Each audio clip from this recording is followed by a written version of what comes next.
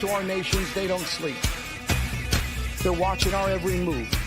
Iran, Russia, China, North Korea, ISIS, Al-Qaeda. They may be watching this right now. Our military should not be mistaken for a cable news gabfest show. We don't care what you look like. We don't care who you voted for, who you worship, what you worship, who you love.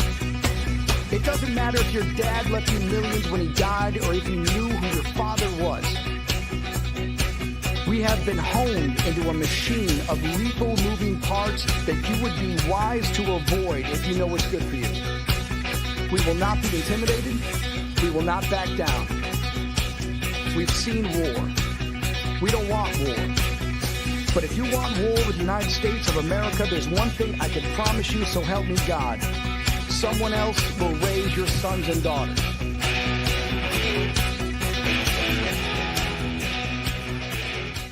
I want to make it clear that the views expressed by our hosts are not considered the official stance of MBR Views. Remember, this is all about having fun and enjoying the ride. Find us on the web at mbradio.us.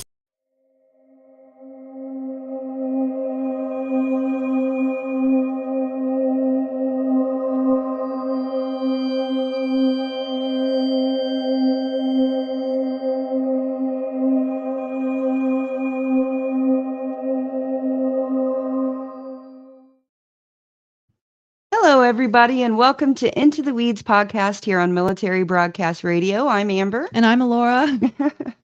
Hello, everybody, and thank you for joining us today. Today is going to be an interesting episode. Yeah, it is, and it's something that I tried to put off as long as possible just because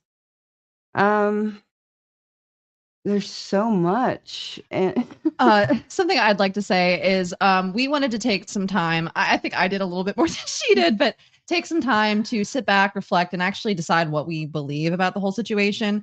I would like to just come out and say right from the get-go that I made the mistake of just going right into creating content about it because I wanted to try and get the narrative out before, an alternative narrative was put out.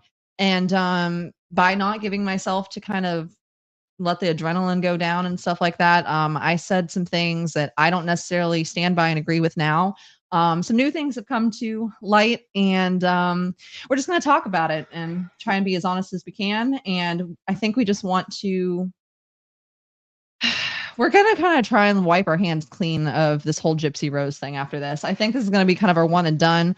I do intend on making a TikTok video since that's where I've gotten the most attention about this, just to clarify any misinformation that we have. But that being said, this is kind of just going to be our final words on it. But we also have some special guests today.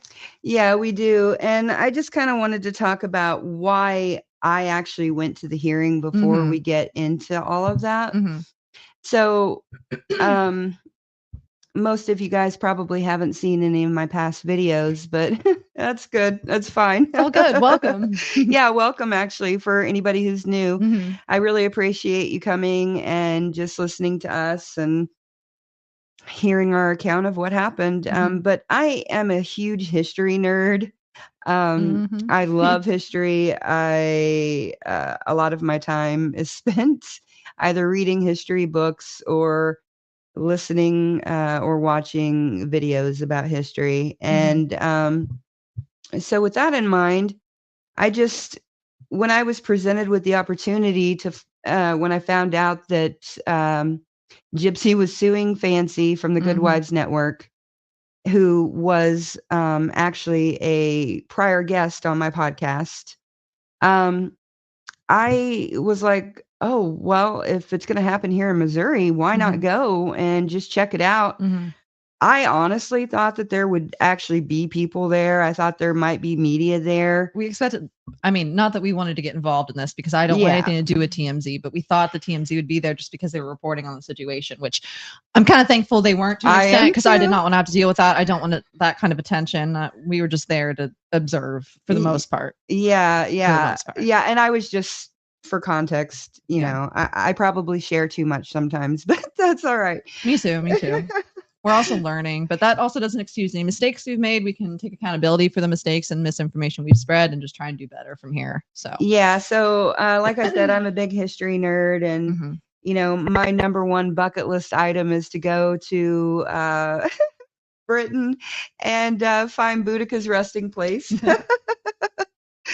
So that can kind of give you an idea of who I am and where my headspace is when I when I decided to go to this hearing, and then of course I wanted to support Fancy because, her work that I've seen so far to date, as far as the compilation of information, is very informative. So I just kind of wanted to go and just be there and just support people who are trying to support Nick getting a fair trial. That was where my head was at. Well, I think it should also be said that I don't have anything against Fancy or Sarah, although I have come to understand some people's opinions a little bit more over the last couple of weeks. Yeah. That being said, we know that a lot of people don't take Fancy or Sarah's accounts very seriously. So we figured if there was somebody that was in there that wasn't like super, super connected to them, I mean, we're like besties or anything. I had only seen like one of their videos before I even went. I kind of just got dragged into this, which I'm not upset about. Like, I was very interested. I kind of like to be in the moment, and see all that stuff. But like, yeah, like I knew very little about things that were going on, and my opinions may differ from hers at this point. I don't know. I'm kind of here anyway. So yeah. Yeah, so that's just kind of what I wanted to tell you guys. And so yeah, so well, I was going to say we have a special guest Yes. that's coming in to talk with us. There should be another special guest coming in a little bit later. But right now we have Sir Morbid X from here on YouTube in the little queue. Do you want to add him? I don't remember how to add him. Yes, I will. Sorry, we made you wait in the queue for a little bit. Let's see. Okay, hi. Hey, Morbid. How are you doing? Oh, he's not up yet. He's not up yet. We'll take him well, down. let's remove him from the Hello, stage. ladies. Can you hear me okay? Just want to make sure. Hello, Sir Morbid. Thank you for joining us here on on Into the Weeds here at Military Broadcast Radio. Hi, ladies. You can hear me okay? Everything fine? Yeah. All right. This is a professional thing here. This is a real radio. It's Yeah. you guys are Yeah, so definitely. professional. I mean, well, thank you for having me. I Trying. appreciate it. By the way, I didn't know no. which link to share out because you have MBR Talk and then Yes. and then you have Into the Weeds. So I think everybody's going to Into the Weeds. So Into the Weeds. Oh, okay. so Well, it's on two hopefully. channels, guys. Wherever they go, I think it's just good that they digest the information, absorb the information, and I think some of this should be ready for playback afterwards. So if anyone wants to come back And that. I encourage anybody listening, if you want to participate in the chat where I will most likely see and where Morbid will see everything, pull this up on my phone and come you see over me to MBR Talk 2, I think is what it is. I think I've it's shared Into it the on Weeds podcast that Okay. most of the people are at right now. Okay. There's Well, 31, and then the other one has Okay. 3. Yeah. So go to Okay. Into the Weeds. Yes. Into the Weeds. So, Morbid, I just kind of wanted you to come on here first because I like your comedic style and you make things a lot more palatable. And so I asked you on here to talk about this because I think having a little levity in the situation can help. Oh, I appreciate that. I'm not at my funniest now, but I do have some coffee, so let's go. Let's do it. That's all right. Hey, that's So good. can you tell us, my listeners who are on Military Broadcast Radio, they're veterans, active duty, things like that. Can you kind of just tell us who you are, what your YouTube channel is, and why you're even talking about Gypsy at all? Sure. Well, My name's James. I have a channel, Sir Morbid X, right now. I have other channels. I have a comedy channel, stand-up comedy. I don't do personally stand-up comedy. I just cover stand-up comedy podcasts, Okay. like Joe Rogan and all of that stuff. Let's see here. And basically, I've been on YouTube for approximately 8 years, going on 9 or somewhere around there. I don't know for sure. Was doing it full time since 2000. I would say 16 or something like that. Nice.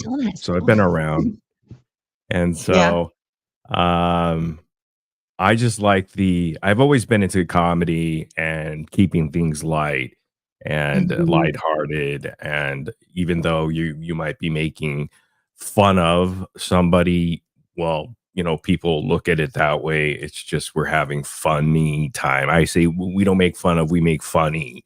That's kind of a motto I just stick by, and I don't try to get too personal about stuff.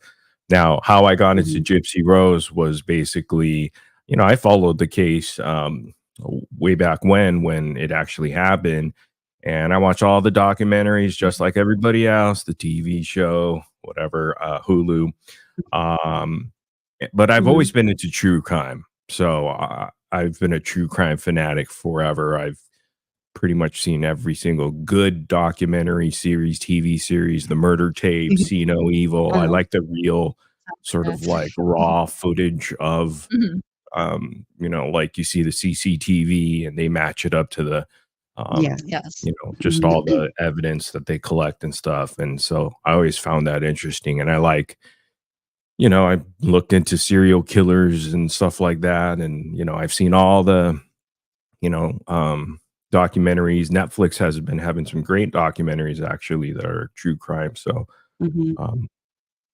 so that's pretty much. And then the Gypsy Rose thing, I saw she got released. I was kind of a little bit late to the party though, covering it. So I just started like a month ago, but I found it funny because I went into the subreddits. And I was like, oh, I like looking at Reddit stuff, so I'll make videos based off subreddits. And so I thought, oh, that would be great to turn it into video form. I think it'd be funny. Yeah, for sure. Covering something so dark. So I thought that would be a good combination. So that's how it got me to where it's at. And then I started doing some live streams about it. And so been enjoying it so far. And here we are. Yeah, and that's how we found you. I'm not even sure who told me. Let's say how she found you. Or how I found you, because I'm not even sure who mentioned you, but they said that they went on a live with you, and so I went and checked it out, and I was like, oh, this guy's really funny. I like this. So I've been sticking around ever since. And I've started watching your videos ever since the other day when I was on the live with you, and I was like, okay, yeah, that's good. That's pretty cool. I was like, okay, yeah. Like what he has to say. I appreciate that. Well, that's always nice. Yeah, no, of course. Yeah. And you're cool. And like something else that we want to clarify, today we want to keep things kind of like non-controversial, maybe like a little less of the making fun of people thing. I totally like I think a lot. I have a dark sense of humor, but I'm realizing that every single person that's involved with this Gypsy Rose thing takes things way too seriously, takes things way too personally. And I understand it to an extent. What the hell am I doing here? See you, ladies. I'm so sorry. We're not trying to tame you or anything. No. I could be professional too. I just want to throw that out there. Totally in support of being you authentically. There are just so many facets to this Gypsy Rose situation that we're just going to try and keep I don't know how to even say it, but anyway. It's something you have to be careful with. I mean, like, unless I don't even know.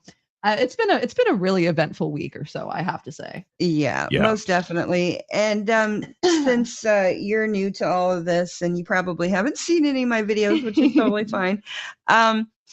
I just kind of want to let you know why I started looking into Gypsy. So yeah, I didn't really know anything about what happened. In 2015, when the actual murder happened, I was sick in bed. I have chronic migraines and chronic pain syndrome from an injury in the military. And so I was very sick and just laying in bed. I saw that the act had come out, but I had no interest in watching it. And at that time, I don't even think I was really into true crime. It was only after I was laying in bed for a while and really bored that I got into it, which I'm kind of glad I didn't get into it when her and her brother were when younger. we were younger. Oh, she wouldn't have let us out of the house. Oh my goodness, especially where we lived in Florida. Oh. Yeah. Yeah, Florida. So- Yep. Tampa and Orlando, depending on what part of my life. So. Yeah. Big X on that one. Yeah. So I have a cousin who is actually in prison in Chillicothe for 25 years for trafficking charges of 5 ounces of meth. She deserves to be there. I just don't think 25 years is exactly the right sentence. Pretty harsh. Yeah. And yeah, and isn't it the largest or the highest drug or nonviolent related sentence for a woman in the state of Missouri? I think so. I'm pretty sure it is. Longest not nonviolent. You know, don't hold me on that, but that's that's what they've been saying. So yeah, and then when you Google it, you only find somebody that has like 10 years for a drug sentence, and it's like, well, no, no, my cousin has 25. So when she got there, after she had gotten settled, I was asking her things about the prison, and she started telling me some of the people she was in prison with, Pam Hupp, Alyssa Bustamante, which is actually now her victim impact teacher at the moment, which is wild. Well, something I didn't even know until a couple days ago. One of my closest friends literally was in the same class as her victim, and oh my goodness. But anyway, we don't need to get into that. But. Yeah. So, so she was telling me about everybody. And then, when Alaura found out that Shelly, who is my cousin, was in prison, she's like, hey, she's in there with Gypsy. And so I asked Shelly, I was like, hey, have you seen Gypsy?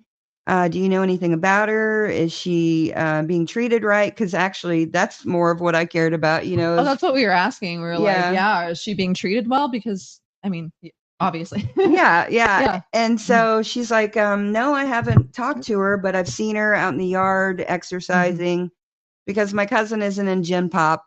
So she's in like the drug rehab part, but she's taking all kinds of classes and everything. And so yeah, that's kind of how it started. And then Shelly and I had decided that both of us were going to pray for Gypsy because we're both Christians. I've been in children's ministry and youth ministry for over 20 years. My husband is a preacher. And so I just kind of tackled it as I'm going to pray for Gypsy that everything will be good for her, that her life will go well.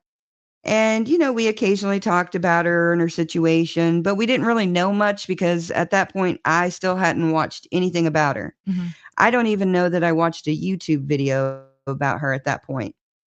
And I just knew what Alaura had told me over the years. Oh, yeah.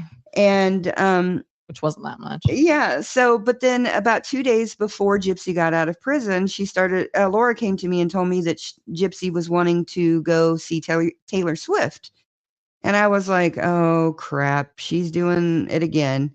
Because I knew that she had at least had defrauded people to meet famous people, or at least her mom did. I was say at the time you didn't really even think it was defrauding. Yeah, I mean, whatever. I guess from Dee Dee's point, but yeah, whatever. I don't even know what I thought. But anyways, I was just like, wow, that's a red flag. And I got to thinking about it and I was like, dang, maybe I should really start doing some research into her.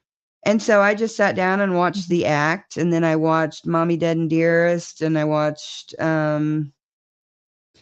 whatever other ones are out there, and then the Dr. Phil interview. And I was like, dang, maybe I still feel bad for her, but maybe things aren't what they seem. And so, but I just continued to pray for her.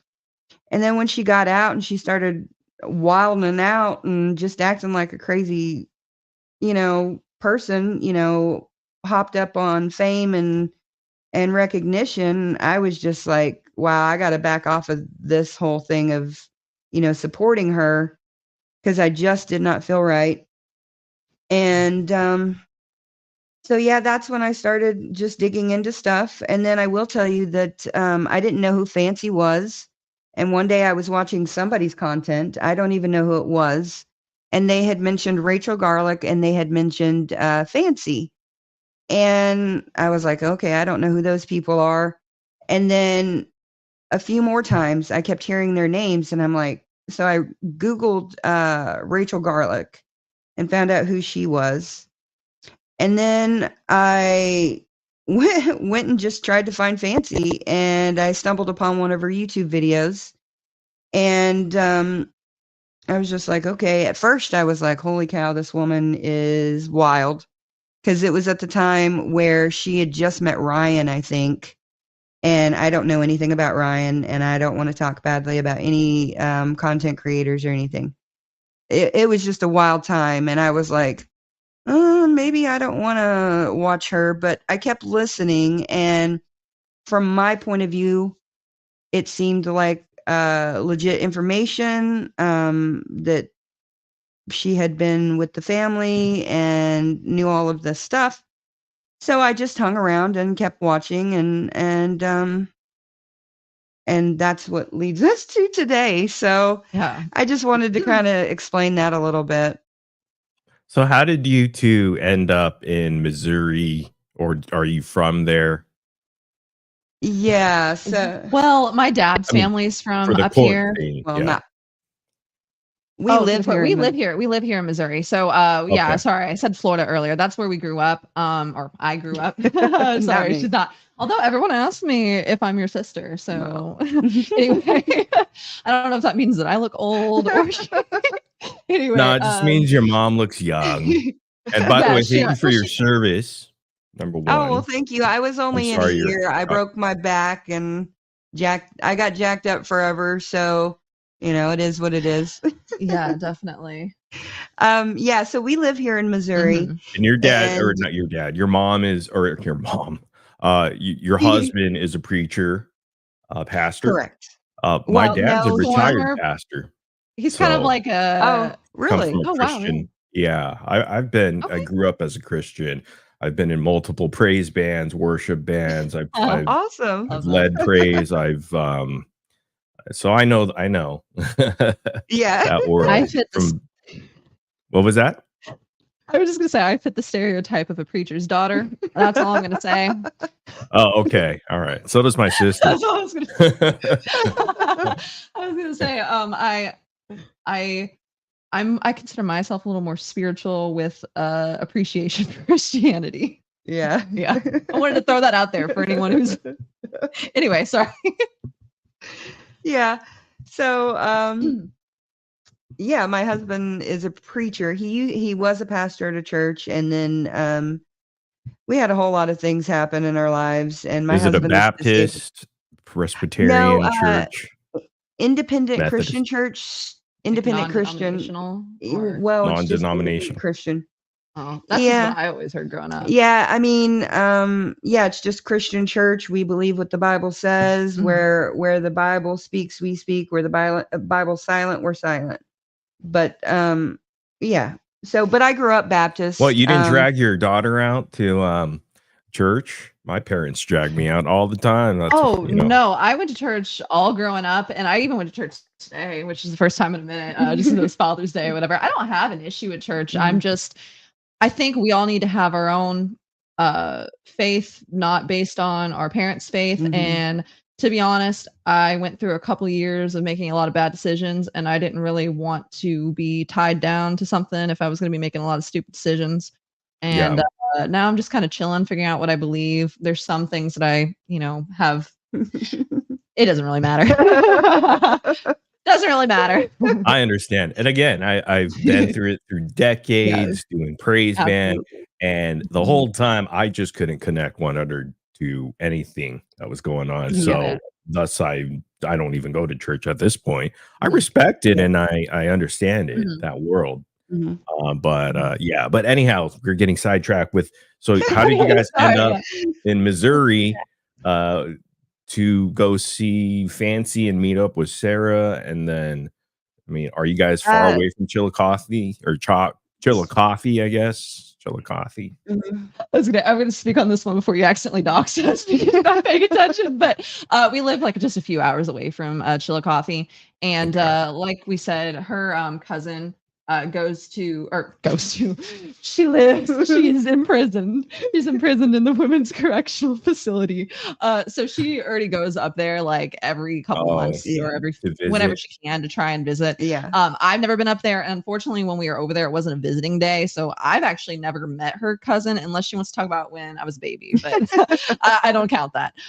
So anyway, yeah. Yeah, and our my husband's brother and sister lived here. But we actually have, since we're on military broadcast radio, we have to go for a break, and we have to have ad breaks. But we're going to go and listen to Cade Roth and the Black Sheep. Papa Was a Pistol. And then we're going to come back and get into everything that happened in Chillicothe. Yep, for better or Sounds for good. worse. Okay, thank you guys. Stay tuned.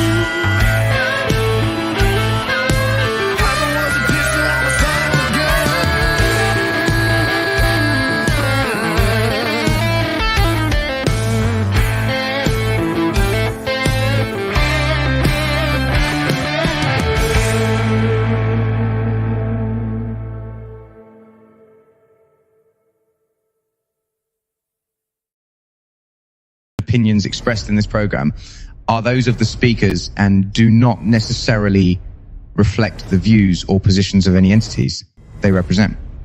Find us on the web at mbradio.us. Hello, everybody, and welcome back to Into the Weeds podcast here on Military Broadcast Radio. We were, well, I guess now we need to get into what happened on June 5th in Chillicothe, but Morbid Starlight needs a link, and I'm not sure how to do that because I am so Sure, I'll get her the link. I thought you guys were joking about the ad spot. I've never been on a show like this before, so it's actually bringing back old radio vibes of commercials. So. It is radio. It's on the radio. Yeah. I thought is this April Fool's? What is going on? Okay, I'll get her the link. I'll be right back. No, sorry. Okay, thank you. Yes, so we're just going to talk. We're going to bring Hello Starlight in, who has a YouTube channel, and we're just going to talk about what happened because, in all honesty, I'm still kind of confused myself. A little bit, same. I mean, I know what happened right in front of my eyes, but I'm also just kind of a little confused as to everything that has happened. It's been heavy. It's been heavy. It has been heavy, and it has been, I think if I were not as strong as I am, it probably would have gotten me off of creating anything, I think. Just because these people are so wild. Well, I would like to say, I don't feel like we've really received a lot of hate or anything. Oh, no. Any criticism that I feel, I'd say 99% of the criticism that I've gotten has been pretty valid. I spoke too soon, and I just want to throw that out there. And we don't have, even though some of our opinions changed. What actually happened? We're gonna. For a lot of people, I'm lost. I don't know what happened with all of that. When Hello Starlight, I guess we'll just get into it now, and then she can come in play catch up. Yeah. Okay, so basically what happened is here's Hello Starlight. Oh, there we go. Hello Starlight. Hi, how's it going? What's up, Starlight? Hello. Hey, sorry about the miscommunication. No, it's okay. She would have been late anyhow, so even if she knew the day. So hey, I'm perpetually late all the time. Literally got talked to by my boss. Okay, so we're just gonna actually I'll let you talk later, Starlight, about who you are and everything, but just some people on the edge of their seat, just curious as to what's happened, I think. Yeah, so I'm just going to go from the day I found out that it was going to be in Chillicothe. So I found out that Fancy was being sued by Gypsy in Chillicothe, which is a couple of hours away from our home. And so because I'm a history nerd, I decided, well, I think it would be really cool to just go check out the hearing, support Fancy if possible. I figured there'd be, quite a few people there. I didn't even think we'd probably even see her. And something you've expressed to me, I'm sorry to interrupt, but something you've expressed to me is our support of Fancy in this, at least from our understanding of everything that was going on. I feel like it was more so like just trying to support freedom of speech and stuff like that more than any particular person. Not that we have an issue with Fancy, but we were going, I want to make that very clear, for just trying to figure out exactly what happened and support of freedom of speech rather than any particular person. Yeah, and honestly, I haven't looked into like the actual lawsuit and everything because I'm just kind of over it. We're kind of jaded. But so I don't really know everything that's going on there. But so yeah, I decided to go, and my husband was going to go with me originally, and then he had to go to Colorado. So I thought, oh, well, I'll de-stress him and take Alaura. And she doesn't like to drive more than like 5 miles. So I have PTSD from the injury I sustained in the Army, and it manifests itself kind of weird. But one of the ways is when I drive, if I get on the highway and I drive over 65, I start, kind of wigging out a little bit, and actually a lot. So, oh yeah. So So it was either going to be Alaura take me or my husband was going to take me. And so Alaura took me, and I don't know, we left probably around 10 or 11 o'clock. 10, 11 o'clock at night, probably. Didn't get in until like 1, 2 in the morning.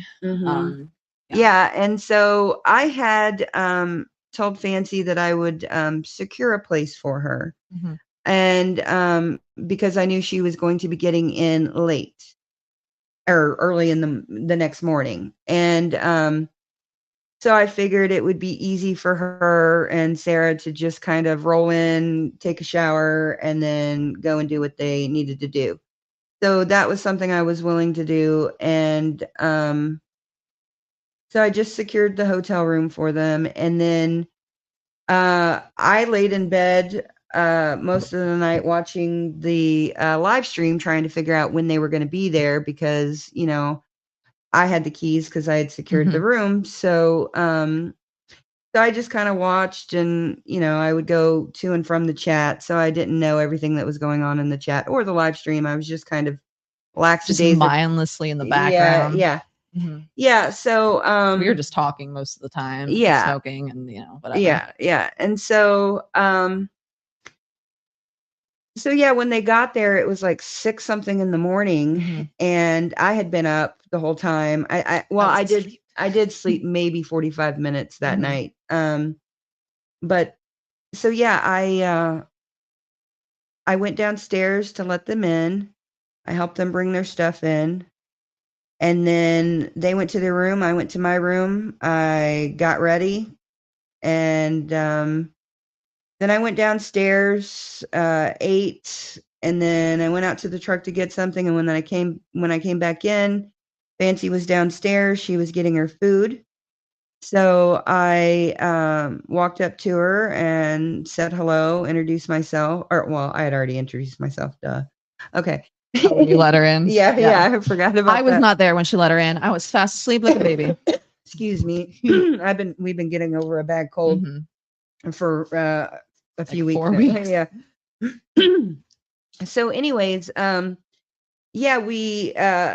so we sat down and we were just talking about how crazy it was that she was being sued by Gypsy and her family.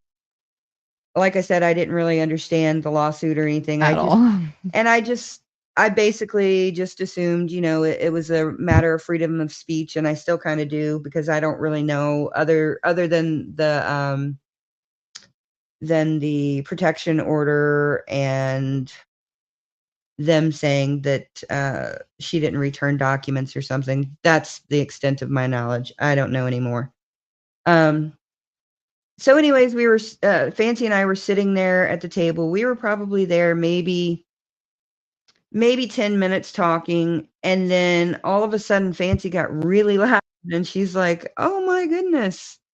And yeah, she was like, "Oh my goodness, I can't believe that he's here," or something like that. I can't even remember. She was just being really loud, and I get very embarrassed when anybody is loud. Like, my husband's really loud. I'm very loud. Like, and she's really loud. Obnoxious. And so I get really embarrassed, but I sat there anyways, and I was just like, at first I didn't even know what the heck was going on, because I didn't know who Mike Stanfield was, honestly. I didn't know what he looked like. I'd only seen him on the what was it? The on the most recent Life After Lockup. Life After Lockup, yeah. For on the first episode, but I didn't even really pay attention to him. Both of us have partial facial blindness too. Yeah, like, we can't recognize anyone. I think so, kind of. Yeah. But yeah, so yeah, I was just sitting there, and she was being all loud, and she was like, "Oh my gosh, I can't believe this," and you know, and it took me probably a good 45 seconds to a minute to figure out what was really going on. And I realized that Mike Stanfield was in fact Gypsy's lawyer, and that he had actually been staying there. And so yeah, I was kind of weirded out. I was like, holy cow, because I was the one who picked the hotel, because that's where I wanted to stay.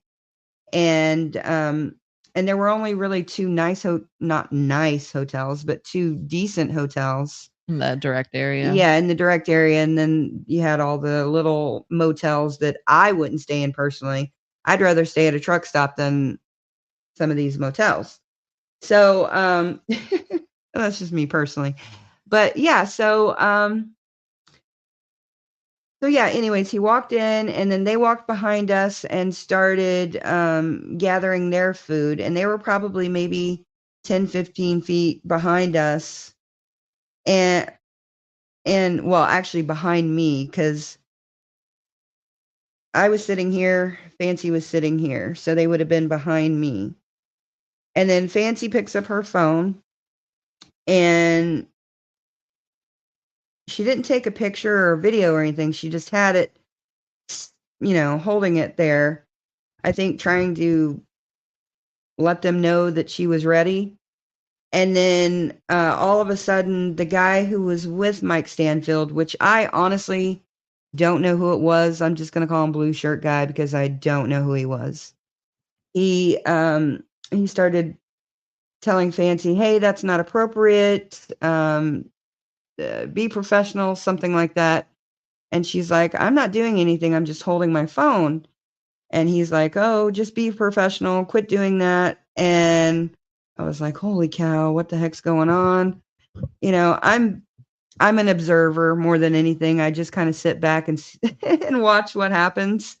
And so yeah, then I guess Fancy got upset, when he was telling her that it was inappropriate, and she said, well, I wasn't recording, but I'm going to record now. And I think she took a video, and I think she took some pictures. And so then she sat down, and they went to their table, and their table was probably 25 or 30 feet away from us. And they were over this way. And Fancy and I sat there for probably 15 minutes. I had texted Alaura, told her to get down here because Gypsy's lawyer was down here. And it was getting wild because...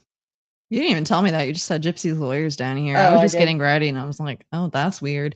And I kind of just wanted to walk down there because something I would like to say, I had only seen, like I said before, I had only seen like one or two of Fancy's videos before this. And I was kind of unsure of whether or not we should go to this thing, just because while I will say I don't have a problem with Fancy, just the way that she does things, I don't agree with. I just don't.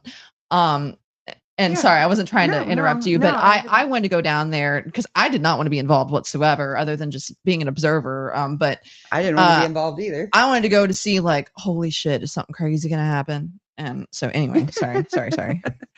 So anyways, I had told Alaura to come down, and Fancy had called Sarah. I think she called Sarah. I can't remember if she called her or if she texted her. But she told her she needed to get down really quick. And it took Sarah like 15 minutes to get down there. And so the whole time, Fancy and I were just talking about how wild it is that they're staying in the same hotel and stuff like that. And yeah, so then Sarah comes down and she goes straight to our table. And Fancy's like, hey, Sarah, you're in the media. Why don't you go talk to them and ask them if they have a statement? And Sarah just kind of looks like a deer in the headlights, but she's like, okay, yeah, I am in the media. so she gets her phone out and she walks over there. And actually, I have somebody in the background. Big Grizz, I know you're listening. Do you have that picture that I sent over? Actually, I'll just bring you up real quick if you don't mind. Are you ready to come up? Oh no, he's typing it up. Hold on. I took one picture during that event. Hold on, let's see what Big Grizz says.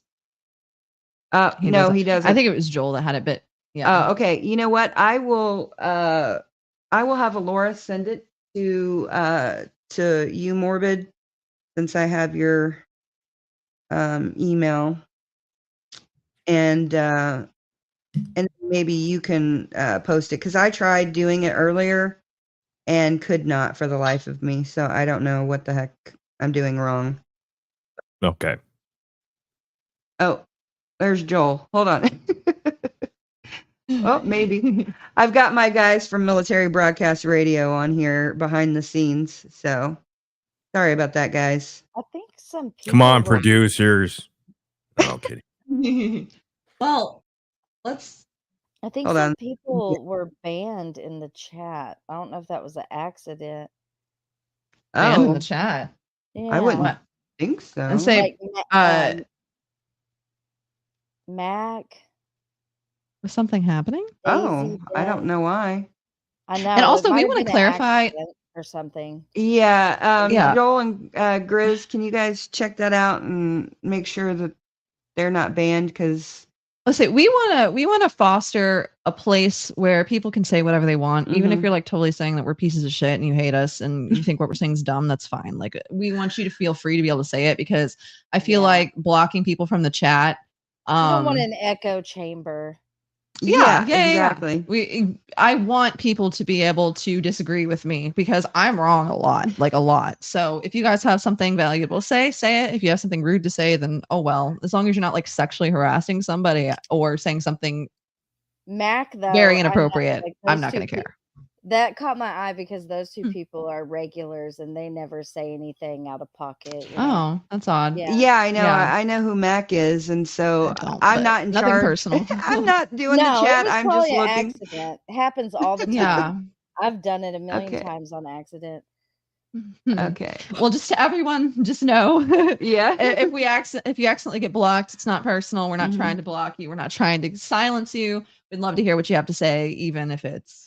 And actually, why don't we go to another break? Yeah, let's- and then we can come back and show this picture, because it gives context as to how far away I was, and then you guys can judge for yourself what I saw. So we're gonna go to a break, and this is a good one. Let's go, Brandon. Oh boy. I don't know what this is. Let's go, Brandon. Let's go, Brandon. Let's go. Let's go. Let's go, Brandon. Let's go, Brandon. You know what they saying, ho? Let's go, Brandon. Let's go, Brandon. You know what they saying, ho? Let's go, Brandon. Let's go, Brandon. You know what they saying, ho? Let's go, Brandon. Let's go, Brandon. Hey, you know what they saying, ho? Hey, you know what they saying, though? Hey, you know what they, yeah, you know what they, yeah, hey. And I say it with a passion as I pull off in the Aston. Don't nobody like his ass, huh? Tried to cover up and tell the people, go Brandon. But we know what they saying, though. You can hear the chant in every post. Don't nobody want this commie, cause we not in China. Everybody hated Trump and now they out to catch a body. That's what they get for treating us like we in Squid Games. Green light mandate like he's insane. These times people waking up to everything. Go Brandon, but we all know what the saying mean. Let's go, Brandon. Let's go, Brandon. You know what they saying, ho? Let's go, Brandon. Let's go, Brandon. You know what they saying, ho? Let's go, Brandon. Let's go, Brandon. You know what they saying, ho? Let's go, Brandon. Let's go, Brandon. Hey, you know what they saying, ho? Hey, you know what they saying, though? Hey, you know what they, yeah, you know what they, yeah, hey.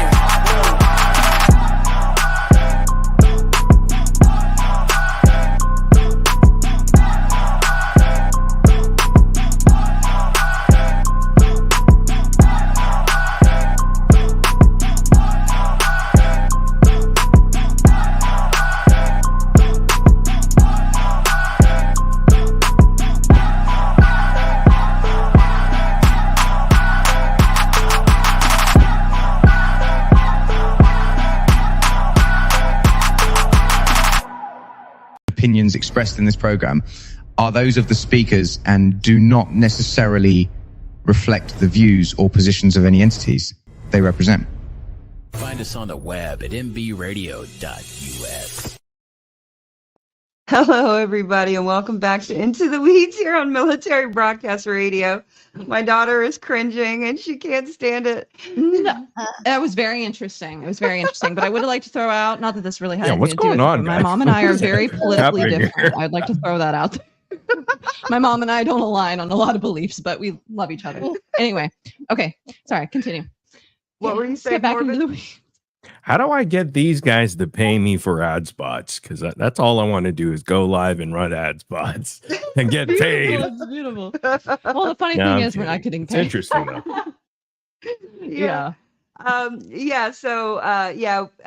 Laza Alexander is a Marine, and Amazing, so we support all veterans, first responders. So if anybody makes music or has a website or anything like that, you can reach out to Military Broadcast Radio, and we can play your music or run an ad. And while we're actually talking about that right now, if you guys are in the chat or watching live or in the replay, it would be awesome if you donate to Military Broadcast Radio, because we are here giving veterans a voice, and it prevents a lot of people from having severe depression or getting through that severe depression. Suicide prevention, things like that. It really helps us veterans to get out of our heads and just get our voices out there so we can quit stewing. Absolutely. And I'd like to clarify to anyone watching, I am not a veteran. I just am the product of two veterans, and most of my best friends are veterans. I've dated veterans. I've, all that stuff. So anyway, I just wanted to throw that little out there so I'm not like posing as somebody. I don't want to seem like a fraud. I'm just kind of here. So anyway. Okay, so Morbid, did you get that picture I sent you? Let me see here. Via email? Yes. See, we have some stuff in this private chat. I didn't receive any email from you unless you send it to me in Discord. I don't see it. No. Oh, well, I'm trying to... Okay, so let's just drop the photo for now. I don't think we're going to be able to be super successful with it. And if someone finds it, then someone finds it. But the whole reason why she brings up the photo is because, so we're not used to like all of this stuff. We both kind of live in the moment a lot. So she took like an initial picture, and then when stuff started to like escalate a little bit more, she kind of just dropped her phone. And the reason why she wanted to show you guys was just to show how close they were to begin with. But in the picture that she has, they're not close at all. Like they're probably at least like 3 or 4 feet away. But that's the context of what the picture is. So the picture doesn't show anything. There's not any like valuable information that you're really missing out on. Yeah. It was more so just context. Sorry, I just wanted to add that in there real quick. And it actually is in the Discord somewhere. It's somewhere. We'll try and post it. Yeah. Oh, I found it. Okay. Yeah, I found it in Okay, Discord. cool. Is it of Sarah standing up and then the Yes. two gentlemen Yeah. sitting down? Okay. We're kind of technologically illiterate, so I'll share it with you guys on the screen. Okay, so thank Give me you. a moment. we appreciate you. Yes, we have that. And then also, I mean, if while you're figuring out how to do the pictures and stuff, a little bit later when we get into like the actual new charges that were filed, I would actually like to read out the what's it called, the charges and everything that's on CaseNet. And if there's any way to put it on the screen, that probably wouldn't be bad, just for transparency's sake. But yeah, if anyone would help us with that too, that'd be cool. Okay, it's backstage ready for you. Okay. Thank you. you. Okay, I hate not saying a proper goodbye, but I've got to go. This is why I got the dates fucked up, because I didn't really. No, of course, you're totally fine, and we appreciate you stopping by. Yeah, Okay. thank you. Thank you for your time. We hope you have a good night. Thank you for having me up. All right, bye. Of course. See ya. Yeah, All right. bye. Okay, so as you can see, I am there. Sarah looks at least like 3 to 4 feet away. I would assume. Yeah, so when I took this picture, it was when she first walked over there, and I was like, okay, let me take a picture. I took a picture, and then I was like, oh, let me videotape. And like she said, I'm in the moment, and I'm technologically Not great. illiterate, basically. And so I took that picture and then I put my phone down to slide it over to video. And then all of a sudden I heard step back really loud in a man's voice. And I popped my head up. I put my phone down. And then all of a sudden, this man in the blue shirt. Now, I know in Fancy's pictures, they're both in blue shirts. But right here, you can The tell one with his back turned. Yeah, the one with his back turned, because the other one is Mike Stanfield. I still honestly don't know who this other guy is. We do. And we'll talk about that a little bit more later. Okay. As to who he is. But yeah. Well, I didn't know it was confirmed. It's actually confirmed. I looked at some side-by-side pictures, and I know I said I was a little facial blind, but I'm pretty sure it is. Okay. But anyway, we have mixed feelings. Well, Fancy said it was the DA or district attorney over there. So is that confirmed? Almost? The prosecuting attorney. Yes, that is who it seems to be. Although something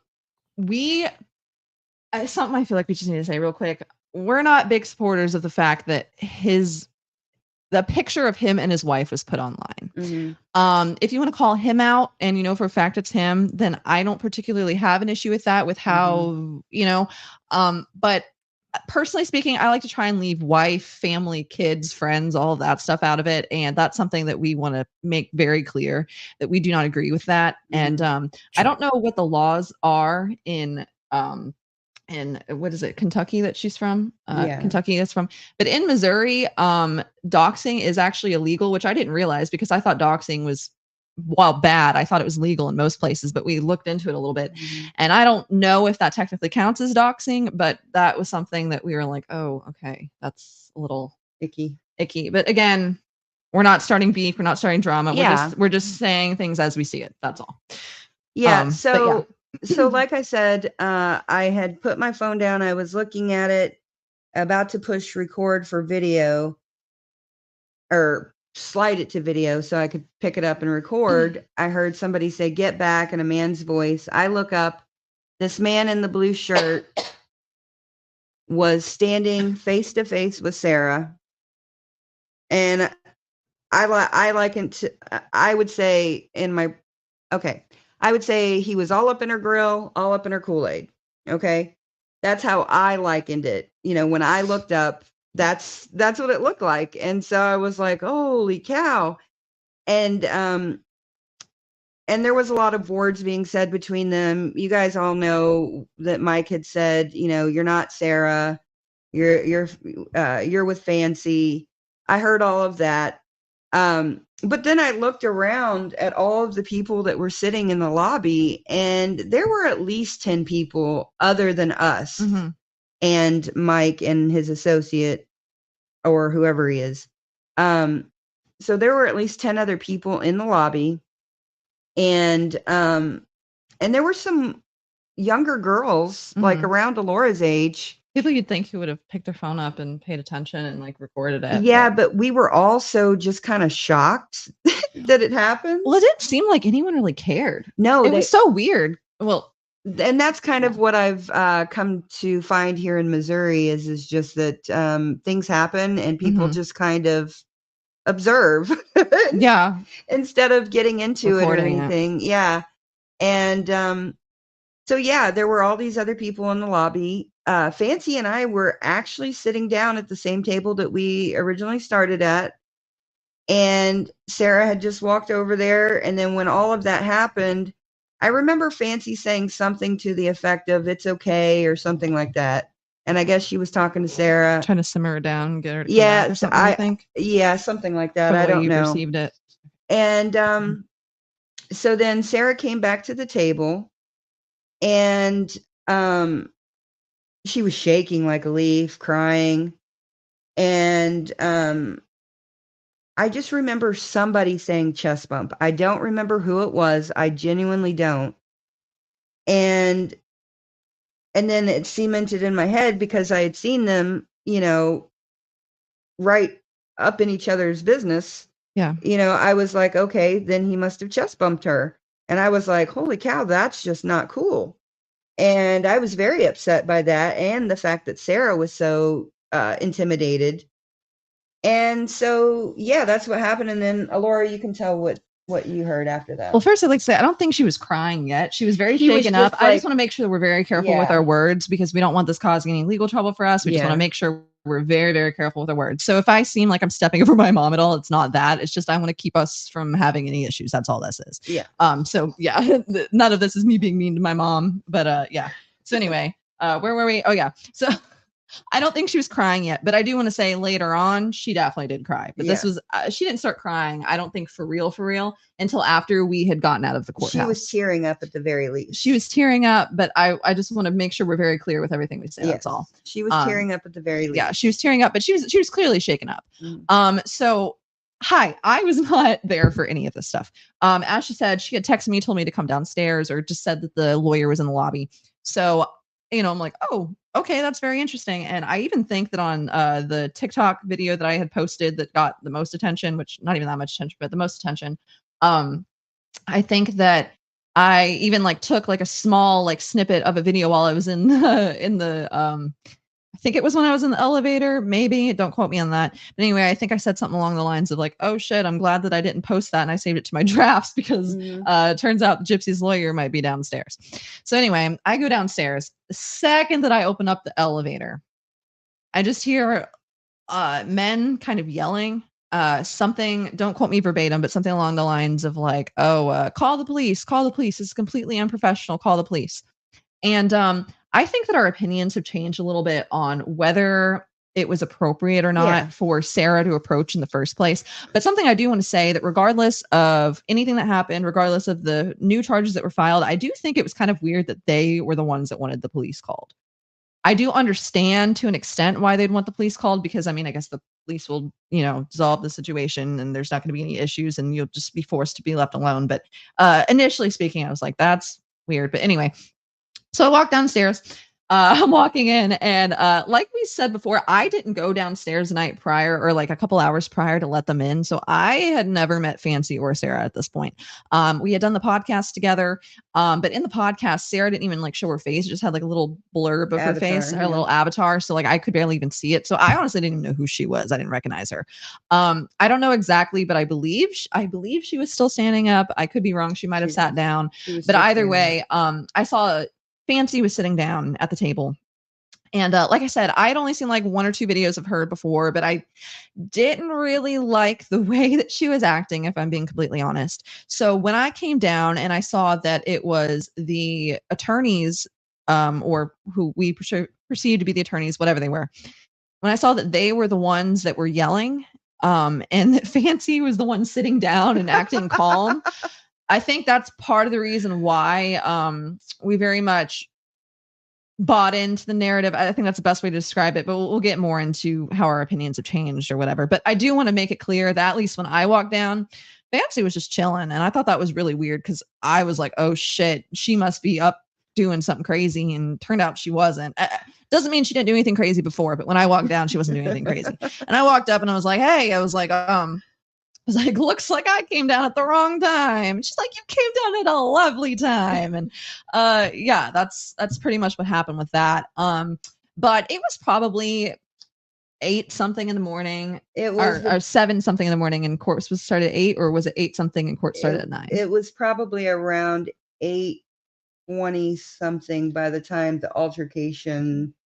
Well, it wasn't altercation anyway. Yeah, whatever. But by the time that had happened, it was already somewhat into the hour leading up to having to be at court. So the lawyer and the prosecuting attorney, from what we understand, they both left almost immediately afterwards. And I don't think that was really fishy or anything. They just genuinely needed to get to court. I don't think they were doing anything bad or malicious by leaving when they did. They needed to get to court. Fancy and Sarah also left.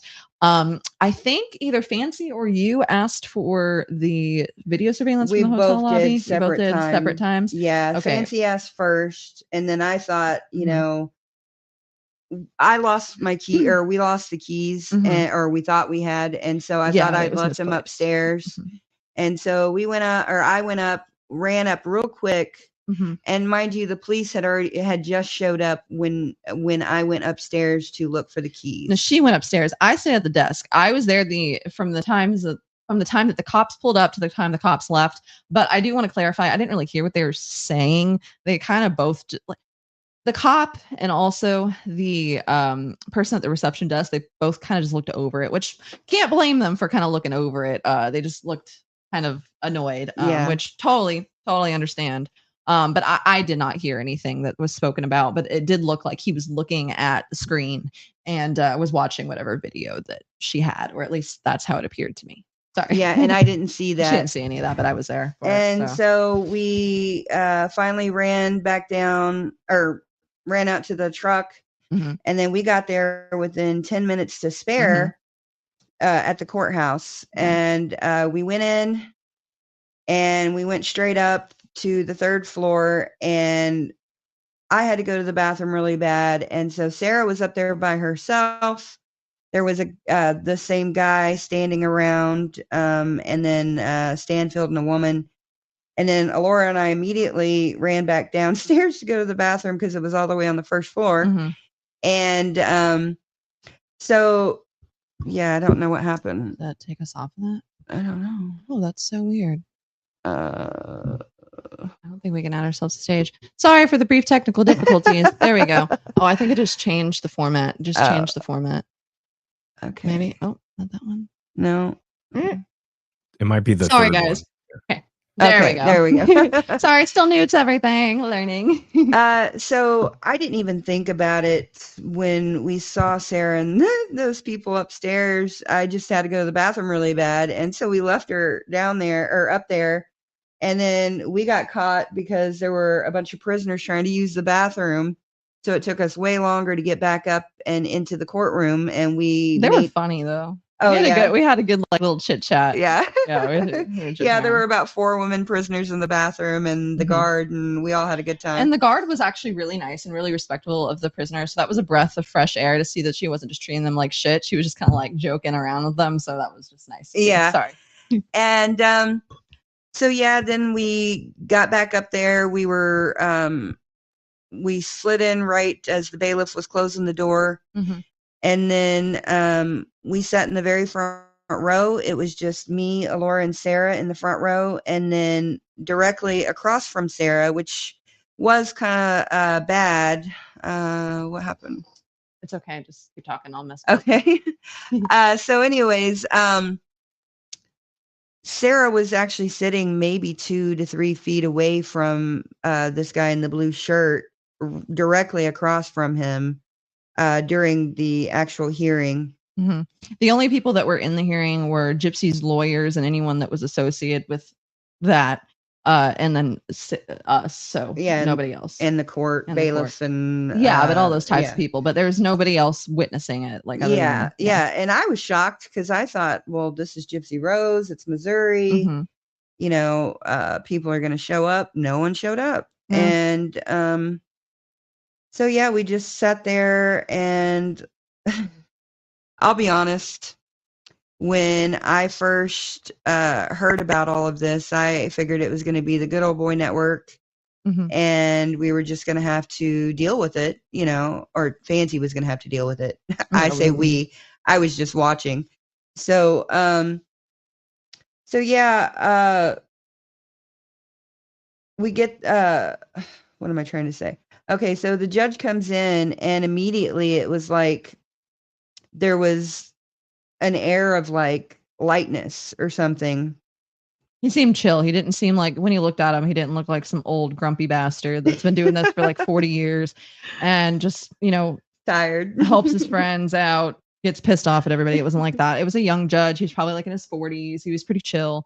Yeah, sorry. Yeah, so I was just like, oh, maybe this is going to go okay. And then he asked Fancy something. I don't even remember. But then she just started going off on let me take over just a little bit. Yeah. I was saying, I've had to tell this story a couple times to a couple buddies of mine. So maybe I have a little bit more of a thing going on. Anyway, sorry about that. Okay, yeah. So he basically walked in and he looked, she says it felt airy and light. I don't know what she's doing over there. I thought that it looked intimidating. We have two different perceptions of it. She could have totally been right. I could totally be wrong. Whoever. Anyway, he looked angry as shit. Like he looked like he didn't want to be there. And from what I understand, at least going into that, he probably didn't know about the altercation that had just happened. I don't think he did. I don't think he knew about it. So I don't think he was pissed about that. But he was just pissed about something clearly. So anyway, he looks kind of upset. According to Fancy, I don't know, can't confirm nor deny. Yeah, she said that he flashed her a smile. I didn't see the smile, but that's what she said. But either way, it doesn't really fucking matter. I don't think so. Anyway, so so he walks up there, and I want to say Fancy wasn't rude to the judge, but she was being a little bit snappy. But still, I thought that she was fine. Like she was fine. She's you could normal. tell she's a little irritated. Yeah, just normal Fancy, whatever. Anyway, so the judge started asking her something along the lines of like, don't you find it beneficial that you're here today? Mm-hmm. And she was like, well, it would have been nice to be served with papers and whatnot. And then he just kind of shut her down. Was like, no, don't you agree? It's beneficial for you to be here today. And I think she might have given him like a little bit of like a sassy answer, but like, again, not rude, but not, anyway, whatever. I'm not trying to defend her. I'm just saying that's how I perceived it. Anyway, a little sassy of an answer. And then like, I think she finally got what he was saying. And he was like, no, ma'am, don't you agree that's beneficial that you were sitting here in the court with us today? And then she just kind of was like, oh, yeah, I would agree. And I was like, okay, whatever, fucking whatever. So anyway, and I was like, oh, okay. So then he goes and he turns to the lawyer, Mike Stanfield. And let me say, I'm not educated. I do not understand legal jargon. I do not understand anything that has to do with the law. But that being said, the first thing that I thought about when I heard about this case was, how are they filing in Chillicothe? Okay. Fancy, from what I understand, lives in Kentucky. Mm-hmm. Kentucky. Okay. Fancy lives in Kentucky. And Gypsy lives in Louisiana. The crime was committed in Springfield, which I would say is probably several hours away from about an hour and a half, 2 hours away from far enough away from Chillicothe. It's not in the same county or anything like that. So the only time that any party involved was a resident of Chillicothe was Gypsy when she was in prison, but prisoners aren't legally considered residents. So like she never resided in Chillicothe. So again, I don't even want to say that I don't think it's possible that they might have some sort of a defamation case against Fancy. They might. I have not looked enough into this because it stresses me out. And I just don't think I can sit through all these hours of all this crap that people are talking. I just can't. It's too much for me. I don't care enough. I don't even care enough about Gypsy. I can't. I couldn't even finish. Anyway, it doesn't matter. So anyway, where was I? So anyway, he turns to the lawyer. And he's like, so why did you file here? And, he comes up with a couple different, things to say, but it just really didn't seem like he was prepared for that question at all. He wasn't prepared for the first question. Yeah, he wasn't prepared for and I feel like that was the most obvious question. Like, why would you file in Chillicothe? That was the first thing that I thought. And basically, the lawyer literally asked, like, so where would you recommend that I file? And the judge got even more pissed and was like, oh, so you want me to tell you how to do your job now? Or something along the lines. Don't quote me verbatim. But anyway, something along the lines of, oh, you want me to do your job for you now? And he just didn't look happy with the whole situation. He ended up dismissing the case, or at least dismissing it from that area. I told him to refile somewhere else. I don't really know exactly how it should be put legally, but he basically said, not my problem, figure it the fuck out. So again, I'm not saying that it's not possible that there's some defamation case to be made. But I just think that the way that they went about it made him just kind of look like a bumbling oaf. And Gypsy, I don't know if you're watching this. I don't know if anybody that's related to Gypsy or is talking to Gypsy is watching this. But first of all, we don't really even care what happens to you, and not in like a bad way. Yeah. But like, we're not here like even though we think some things are fishy and we definitely don't agree with the way that you've been acting online, we're not trying to advocate for you to get put back in jail. If someone else wants to advocate for that, that's fine. I really don't give a shit, but sorry, there's a reason why I said that. Anyway, so you were in the lawsuit, or in the hearing, you were telling what happened. Yeah. And the judge said, but yeah, I think, the reason why I said that, I'm sorry, Gypsy, if you're watching this, I just think it would greatly benefit you to get another lawyer, at least for this or something like that, because he just did not seem prepared, and it did not seem like this was filed in the right way. If you want to win against her or somebody else, I just really don't think you're going to be able to do it with this lawyer. And like, even though you might like him and appreciate him and, you know, think of him as family, I don't think he's really doing you any good. Not any not any good in this whole thing. But then again, things are kind of going downhill, but that's for another reason. Anyway, but basically, we had some police officers that were supposed to be waiting for us. Well, actually, why don't we go to we should go to a quick break. Yeah, I have veterans who need potty breaks. Yes. And I'm sorry, Morbid, we haven't let you talk at all. I'm sorry, we're not trying to talk your ear off. We're just listening to your story. So.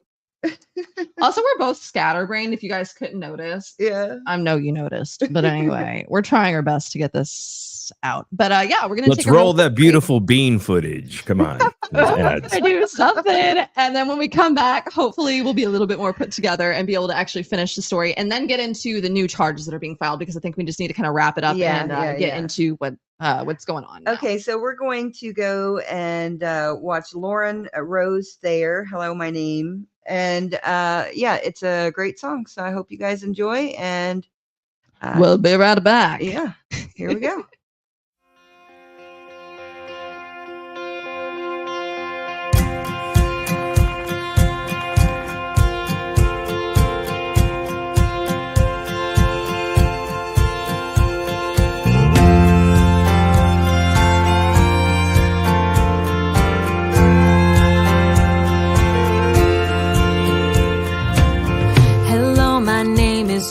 Too big,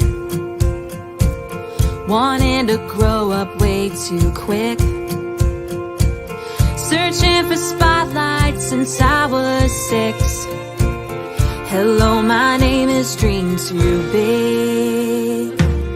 Hello, my name is way too loud. My voice can cut right through the crowd. Got made fun of for it, but who's laughing now? Hello, my name is way too loud. I know I've had my moments and I've had heartaches. God is making miracles out of my mistakes. You can say I won't make it, and I can tell you that I don't really care. 'Cause hello, my name is going somewhere.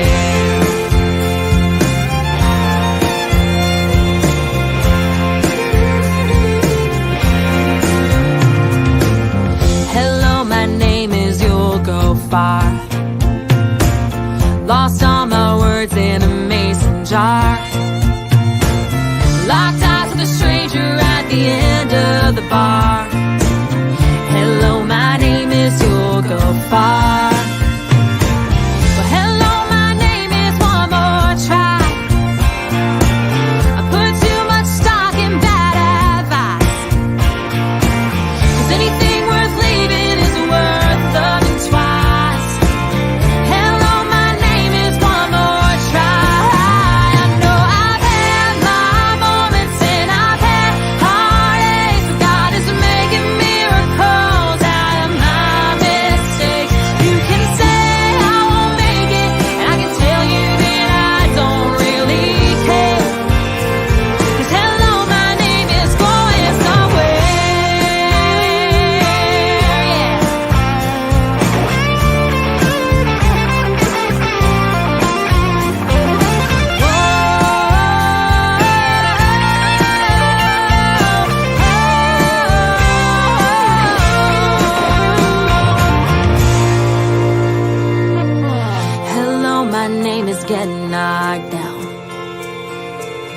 You're never gonna leave the ground.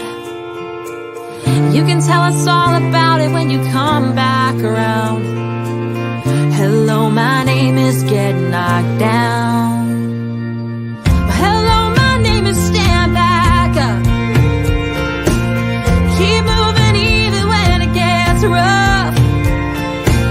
I've given so much, but I ain't giving up. Hello, my name is Stand Back Up. I know I've had my moments and I've had heartaches, but God is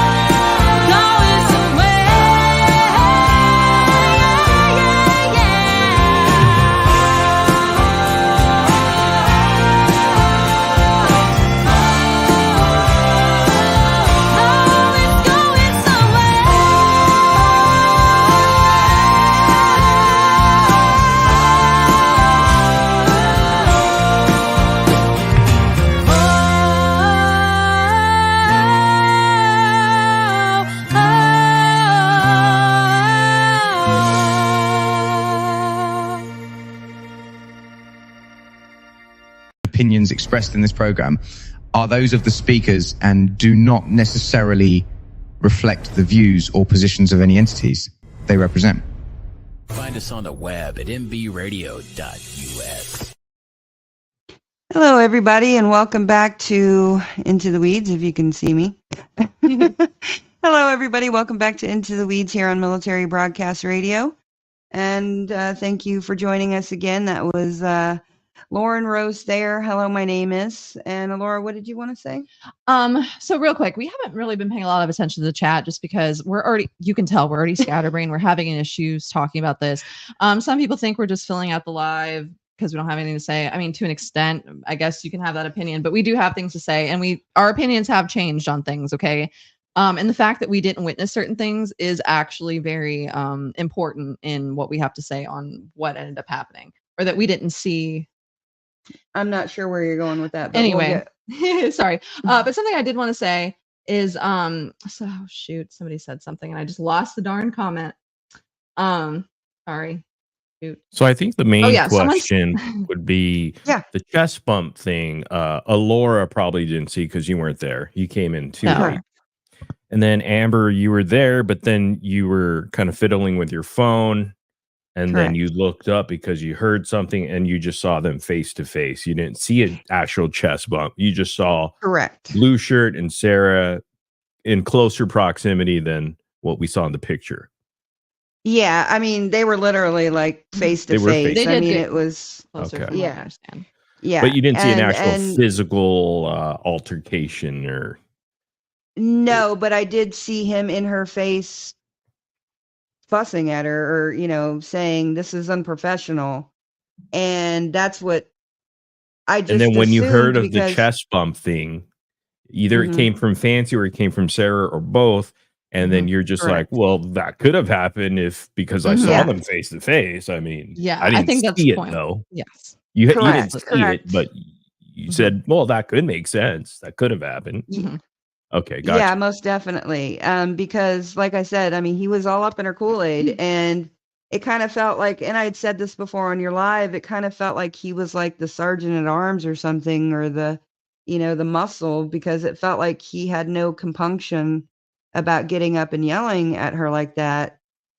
And, I don't want to defame anybody or say anything, but I just feel like, no, it's just your account of being a witness and what you saw. And that's all you can say. And it just seemed like he was aggressive, and he's done this before with people, because if he was going to do that in a room full of a bunch of people, what's he going to do in private? Now, I'm not trying to defame him, like I said, but that's just how it comes across to me. I will say, I do not think it was appropriate for Sarah to go over there. I just don't. After reevaluating things, I don't think that it was appropriate. I don't think it was handled properly. That being said, I thought it was weird that he got as close to her as he did. Well, and like she said, reevaluating the situation, I should have, at the very least, after they were done in the lobby and were walking out to the car, I should have, if I really wanted to get a statement, and I didn't, but if they wanted to get a statement, it should have been me from Military Broadcast Radio, in my opinion. I'm glad that we didn't get involved. Yeah, with it, I'm glad I really didn't. Yeah, no, I'm glad I didn't, but I think it would have been better for me, coming from a separate organization, to ask questions if questions were going to be asked. So now that these criminal charges, I'm sorry, go ahead. No, go ahead. I was going to say, now that these criminal charges have come out against Fancy and also Sarah, has there been changes in your relationship with Fancy and or Sarah? Is there a fallout that happened because you said that you got some criticism and comments or something? You guys could take. I mean, did something happen, or is there something that we're missing as far as why you guys had people criticizing you for something?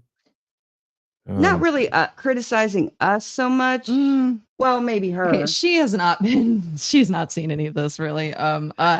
So first of all, personally, I have not spoken to Fancy one time since the live that we did with you the night I think that it happened.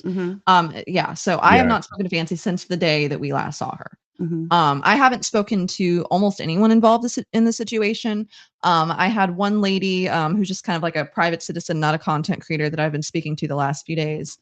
And then also I also got a few messages from Bree. And while I don't think Bree and I agree on a lot of things, I do think that Bree, we had a good conversation. That's all I'm really going to say about that. But those are really the only two people that I've spoken to at all. I don't think that you've really had a falling out with anyone. What are you doing? No, she asked if we could demonstrate how close each other. I mean, we would, but our chairs are Were not they kissing? Physical? No, I don't. No, they made out a little. No, I'm sorry. By the way, there's phone lines open, folks, in the chat or whatever. It's 720-619-0627. I mean, if you have a question, I guess that's a phone you can call. Yeah, absolutely. Yeah, and we're always welcome, or we always want to have people have open dialogue with us. Yeah. So show us how the faces were, but Alaura wasn't even there, right? So, no, I wasn't there. I wasn't there. So I would say, come here, Alaura. Come up in my grill. Oh, we have. Okay. So he was like this close. Your mother and daughter, it's okay. Maybe even a little bit closer. Yeah, no. He was that close from what I understand from. Again, I wasn't there. I'm not making at least any his claims. Face was. That is really close. It seems like he got kind of close. And again, I've reevaluated the situation. I do not think it was appropriate that she went over there. But I also think it's weird that he felt comfortable to get that close to her. I would have felt threatened. I don't know if I would have said the word assault, but I would have definitely felt threatened if he got that close to me. I will say. And I don't know if you can tell, I'm kind of a small girl, but like I'm tall, but she's kind of short, short, or at least short compared to me because I'm like 5'10". But anyway, she looked a little short to me, but she's like as skinny and as small as me. So I can imagine the idea of someone getting all up in your face like that would freak you out just a little bit. But back to the question that you had about us having like a falling out with anybody. We don't agree with a lot of the things that people are saying, but we want to stay neutral and we want to stay on good or at least civil terms with everyone. We have not had a falling out, but our opinions definitely have changed. And when you mentioned Bree, Laura, are you talking about says Bree? That lady? Yes, says Bree. Okay. And then you had a conversation with her? Yeah, we had a conversation. I feel bad we haven't talked in a few days. I had meant to message her back, but I just was it more of a private thing or a private conversation, or was it like something you guys were talking about, like as far as what happened, Gypsy Rose related, or can you even disclose any of that? While I will say I'm not gonna go and read out the messages or anything like that because I just don't find that appropriate. It wasn't like a super private conversation. We were just having she said that she, in her opinion, thought that I was someone who could take kind of like an objective look about things and not really she thought that I was someone that she could have a conversation with and that I could see the other side. And I see some of the things that she was saying, and I think she saw some of the things that I was saying. I don't think that we agree on much, but I don't have an issue with her. I think she was very sweet to me. I was very, I tried to be nice to her. So I think we had a productive conversation. That's really all I'm going to say about it. No beef there though. She was nice to me, and that's all that matters. I don't really know about any of the drama, and I don't really care about any of the drama. Yeah, I don't either. Right. So yeah. And I haven't had a falling out with Fancy or anything like that. We've talked a few times and just trying to encourage her, and me, I'm going to always bring Jesus into it.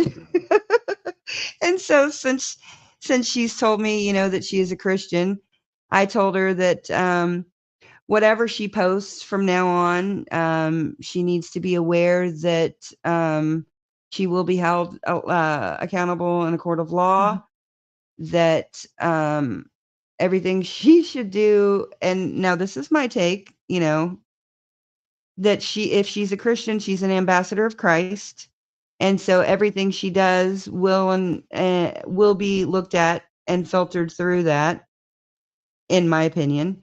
And in my opinion, so you can't run around saying you're a Christian and then do crazy things, because then that just gives Christ a bad name. And so, that's just kind of where I left it, as far as, I want to help her out, but I don't want to be involved with this. Like, we don't even really make content. So it's not like, I mean, this is all we do is interview people or talk to people. And unfortunately, this is a little one-sided this time. Normally, it's not. Sorry about that. Normally, we hardly say anything. We just listen. Well, and good for me. I get the day off, So, I just want to encourage people. I don't ever want to gossip about people. I don't ever want to be hateful. I try really hard to not ever say anything demeaning or mean or rude about people. Sometimes it slips, but I just want everybody. I feel like everybody should be on the same page with getting Nick a new trial or a fair trial, no matter how that ends up or whatever. And so if we're all looking to that end, why don't we all come together? And I understand there's different personalities, and Fancy is very loud and hard to get along with sometimes. I mean, she was kind to me in person. I never had any problems with her, but I do see her interact even on your live stream. She is stubborn, and so she's very stuck in her ways. And but there's a lot of people like that, and there's a lot of people that we can not agree with 100% and still respect them as a human being and care about them and want the best for them. And that's where I am with everybody that I've talked to or encountered through all of this. So I don't know. There's some more that's going into that. I think I'm only seeing comments kind of sporadically. A couple people were confused. She was saying that she was telling Fancy to try and be Christ-like in her actions because she calls herself a Christian. She wasn't talking about Bree. Someone asked that question. I just wanted to clarify that. No. Sorry, I see a lot of questions. I just know that I'm going to get more sidetracked. So I'm not trying to not pay attention. Was it Bree who reached out to you, Alaura? Or was it? Okay. And why would she was she actually reach the only out person to that's you? reached out to me. Do you know why? I mean, I just think were you in her chat and she's on like, TikTok. "Oh, can I reach out to you?" So I don't know if anyone's seen this, but I had created like a video. It didn't get a lot of attention, but it got more attention than what most things I post do. It got maybe 25,000 views on it. And anyway, but not like a lot of likes and interact. Yeah, on TikTok. I'm sorry. Okay. On TikTok, I had posted a video, and it was basically just me talking about what I thought the lawsuit was, which, by the way, I didn't know what the fuck the lawsuit was. What I thought the lawsuit was, and that I think the last bit of my video, I was in the elevator with her because I had just saved it to my drafts. I was like, holy shit, I think there might have been a physical altercation between the lawyer and between, I said our friend, and that's something else I'd like to clarify. There's only 5 people in the world that I consider a friend. Sometimes I will accidentally say the word friend out of convenience, but so I understand how that might make me seem a lot more biased. Which again, everyone has bias. I'm not going to claim that I'm unbiased or whatever, but I would like to say that we're not friends or really, really close with anybody that's involved in this. I just use the word friend out of convenience. But anyway, she had seen that video, and I don't know much about Bree, but from what I understand, she seems to reach out to a lot of people that talk about Gypsy. So I think that's really all it was. I was talking about Gypsy, and she wanted to have a conversation about it. That's all from my understanding. But again, it was a respectful conversation. No issues there. Yeah. Nothing bad to say, whether I agree with her or not. Bree, you haven't reached out to me though. And I'm as fair. I'm as fair as these two ladies. Yeah. And again, she was very sweet. Again, I don't know any of the controversy, but a joke. I don't care. Hey, it is what it is. But she was the only person that reached out to me. And again, I had reached out to one other person because she had left a lot of comments on my videos, and her and I also had a very productive conversation. I'm not going to give her name out because I don't know if she wants her name out, but she's very, very sweet, and I've enjoyed talking to her over the past. Christy Blanchard, would it be? Christy Blanchard is exactly who it was. Yeah, she's trying to get on my good side. No, it's again, and I mean, hey, like if Christy wants to talk, I'll fucking talk. I don't really care. Again, I'm not invested in this anymore, other than what happened with this whole Fancy thing. I think that's really all we want to talk about from now on, or not even from now on. Today, in the TikTok video I'll make probably in a couple days, and then we're probably just wiping our hands clean. Yeah, as far as Gypsy Rose goes. Yeah. But no, why did you all feel the need to? Why did you all feel the need, both of y'all, to come forward and rehash all this stuff? Was there pressure from any side, or was it just something you guys wanted to get out? I don't think there was real pressure, but I mean, there was people that wanted to hear more about what we had to say. But like I said, some of our opinions have changed, and we kind of gotten sidetracked a few times and haven't really gotten to. Well, actually, we haven't even finished talking about the court hearing or what happened afterwards. They know what happened, but I mean, they don't really know what happened as far as like the police report and like how that all went. And but we need to get into the police report. Okay. So I think we'll get into that. So before we got to the courthouse, Fancy and Sarah, when they walked in, they asked the bailiff, who was checking everybody for weapons and things like that. They had said that they needed to talk to a police officer. And he said, well, we don't do that here. And then eventually she talked him into, or they came to the conclusion that they needed to call the police over there. So when we were done in the hearing, we went downstairs. There was a police officer there. We talked to him in the lobby of the courthouse. And he told us, that we needed to go. Actually, he said he wanted to see a video of it because Sarah said, hey, I have a video of the altercation. Yeah. And Fancy said, okay, well, can we go somewhere more private? So we went outside on the lawn of the Was courthouse. that it? Or was it that because from what I understand, I thought it was just because we didn't have our phones inside the courthouse and they just wanted it because outside was not more private at all. Oh, well, so I don't think that's what happened. Maybe. I don't know. Yeah, because we had to put our phones in the locker. So we had to get them before we could even show we had to them. put our phones in the locker. But they wanted to show. Well, I remember a little bit. So how would I say this just real quick? But yeah, so basically, we had to go get our stuff from the lockers. They grabbed their phone and we were all waiting outside. Now, Fancy, she was kind of doing her own thing for most of this conversation. She was kind of taking selfies, and I took some pictures of her, and I took some pictures of her and Sarah and her, my mom. I didn't get any pictures with anybody because I don't really care that much. But anyway, I was just taking pictures because fucking why not? Anyway, and she was, kind of doing her own thing. I think she went on live for like a few minutes, and Sarah was off to the side and was about to talk to the police officer. Now, this is where we get into some more complicated stuff. So I'm just throwing that out there. Sarah was very shaken up. She looked very upset. And she did start crying. She, I don't want to give out, personal details or talk about somebody else's vulnerable moment, but I will say it was a very difficult time for her. Now, she said that she did not want to press charges. Initially. I'm just telling you exactly how it happened and the order it happened. She said that she didn't want to press charges. And Fancy was very adamant that she believed that this is kind of a slam dunk and that she should show the video and press charges. And I think this was before but I think this is before she showed the cop the video. Yeah. Okay. So we went into the bathroom after we got done, actually. Yeah. So there, for quite a while in a couple different venues, she was talking about how she didn't want to report it. But Fancy's like, listen, this is a slam dunk. He assaulted you. You need to report this thing. And I said, if he really did assault you, and he was that brazen to do it out in public, then maybe it would be best if you at least talk to the police.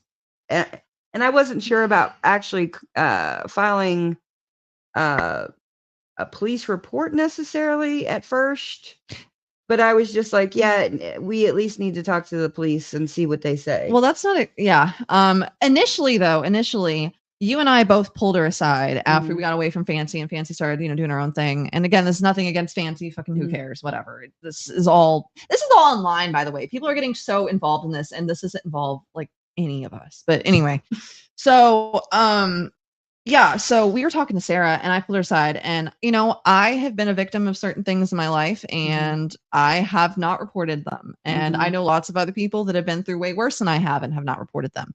So I told her, as a victim, nobody should ever tell you how you need to respond to you being victimized or assaulted or whatever you want to call the situation. Nobody should tell you the right way to do it. There is no right way to handle it. Yeah. I said, if you really believe that you were assaulted, and because again, I didn't see this, if you really believe that you were assaulted and that this happened, if he really did do this in front of a large group of people, then what would he do, in a smaller group? Again, not defaming him, but that was my thought process at the time. And I said that while I do think it would be beneficial to at least say something about it to a police officer, I think that you should do what feels right to you. Yeah. And I don't know why she didn't want to report it. What she told us was that it was too much for her, and she did not want to be subpoenaed or brought back to Missouri. Yeah. Because she lives in a different state as well, a different state than Fancy. And she just didn't want to have to freaking be here for all that stuff. So I completely understood, and that's what we told her. And then again, I don't remember the exact order of the events 100%, but she did end up going and talking to the police. We were outside of the courthouse, and I've been told by somebody that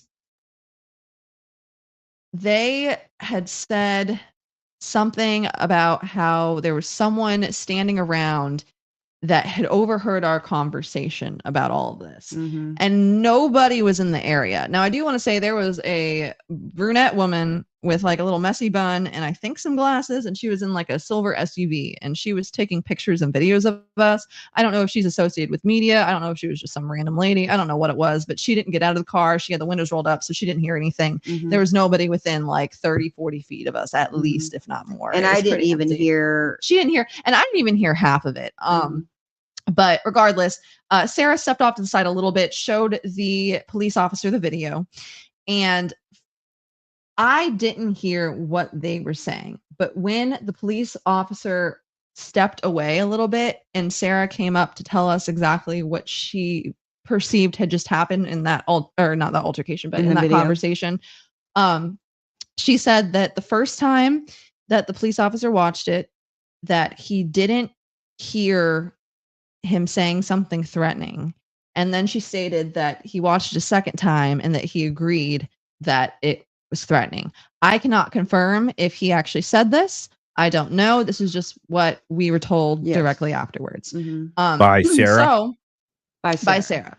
And again, Fancy was off in Never Never Land, just kind of doing her own thing, whatever. Can't hate it. But anyway, so yeah. But did you guys, did any of you two watch the video? No, did you guys you never asked Sarah, could I watch it? Could I look at it? No, because it was going she didn't so show fast. It to you? No. And that kind of bleeds into why some of our opinions have changed. But that being said, he pointed out where the police station was. And told us to go there. My mom and I went to the sheriff's office first on accident. We were just kind of chilling, whatever. And Sarah and Fancy, I think they were doing like a TikTok video in their car. So they sat in the car for a little bit longer, and then they finally got over there. And then we walked across the street because the sheriff's and the police station were right across the street from each other, walking distance. And so we're like, okay, shit, we're in the wrong spot. We ran to the other side.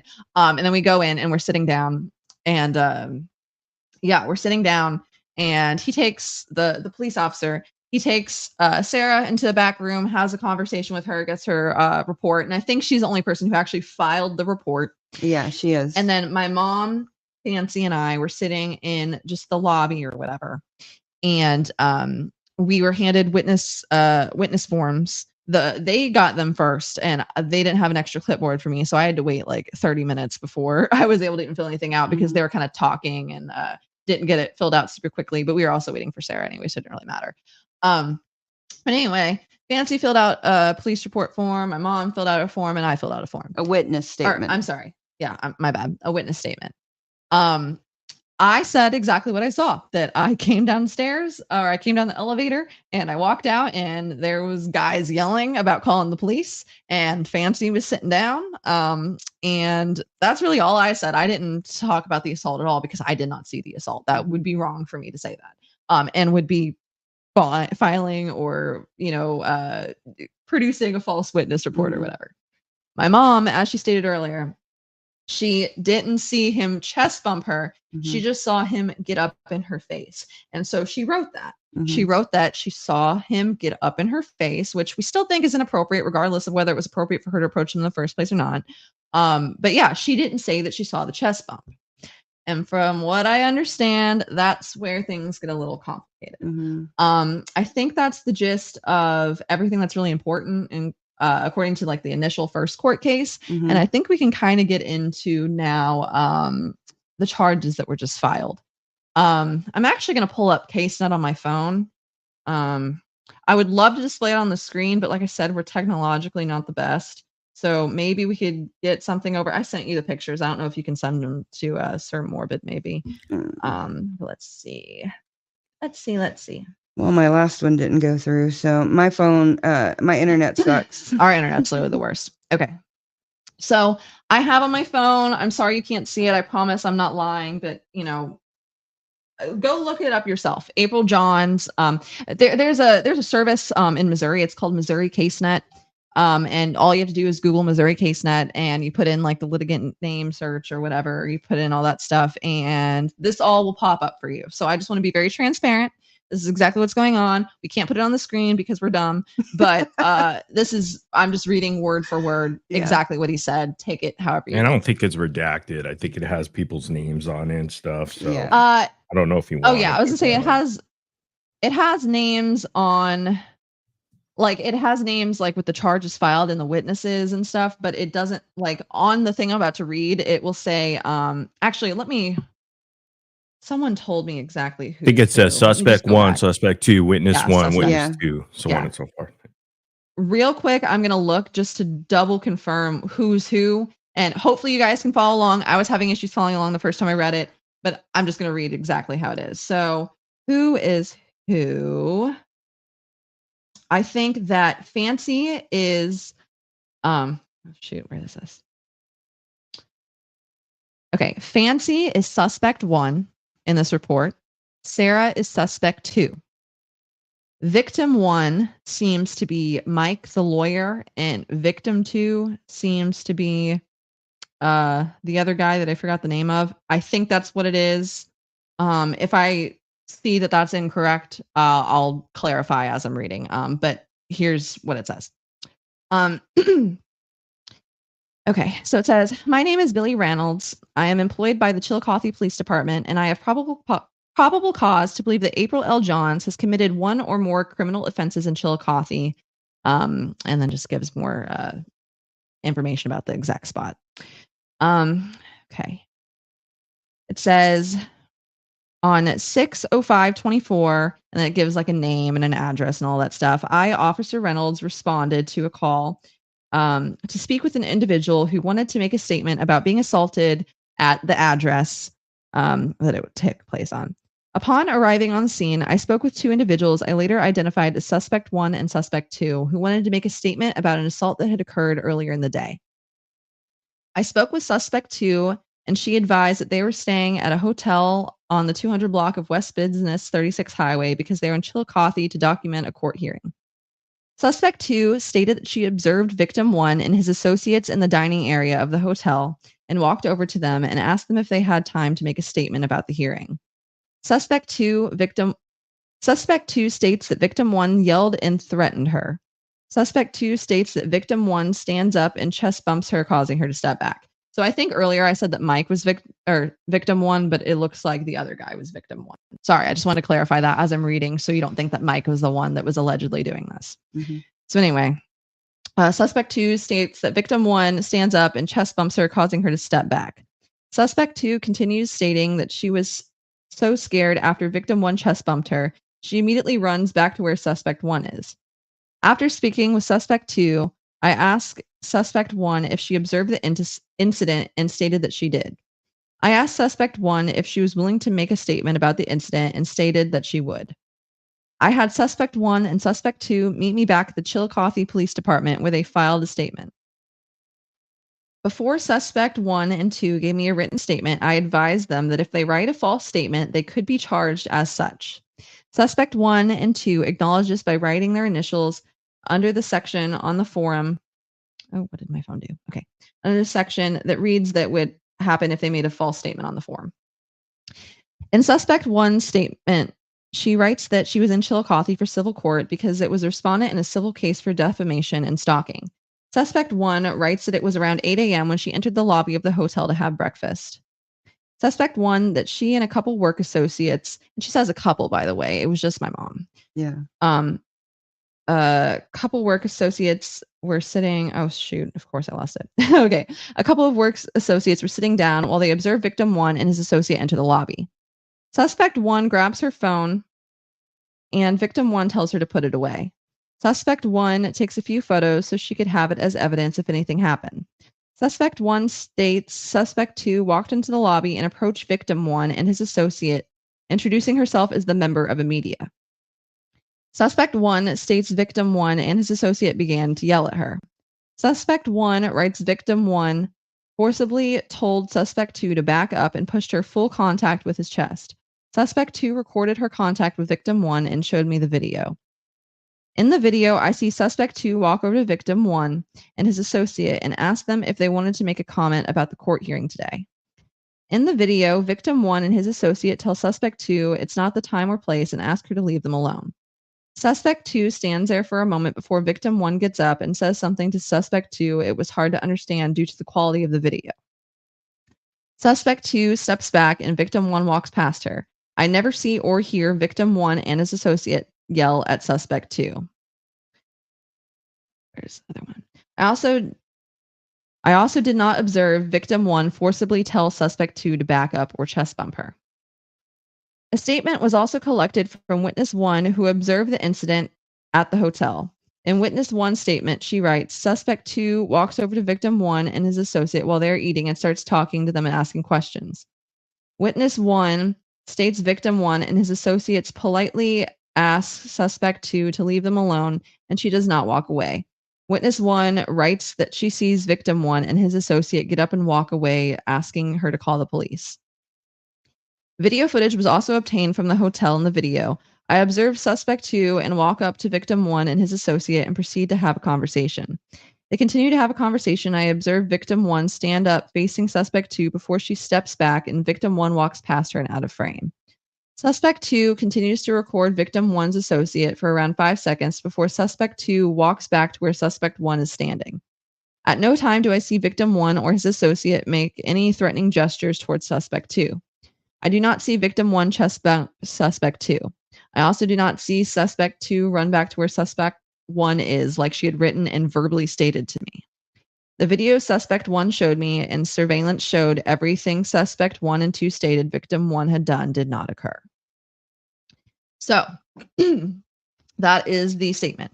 Also, by the way, it says something about witness 1. I'd like to clarify, we are not called as witnesses in the case. Mm-hmm. And while we're thankful for that, because we don't really want to be involved in that, and Lord knows what will happen in the proceedings to come.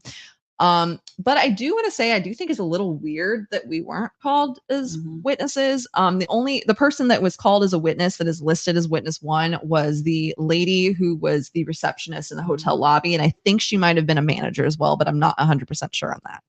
So we were not called in as witnesses at all. So that's a lot. Do we need to take a break and then we can come back? Because I don't know if you have and then we'll just let Morbid talk to us and ask us some questions. And then if anybody wants to call in, they can call in. Or So we'll do that. I have a few things I would like to say though. So we're going to go to break, and then to anyone who's kind of tuning in, people are like, what is this? I'm so confused. We're also streaming on a radio station or military broadcast radio. So we have to abide by the way that they do things. Yeah. So if anyone's like, why is there a 4-minute weird song that we've never heard? it's just because we're standing by the format of the platform in which we are on. So Yes. just a clarification for anyone who hasn't been here this whole time. We'll get back into it. And yeah. And I'm just going to play my cousin's husband's song, What's Left of Me Now by Cade Roth and the Black Sheep, because I love this song. So here we go. All right, here we go.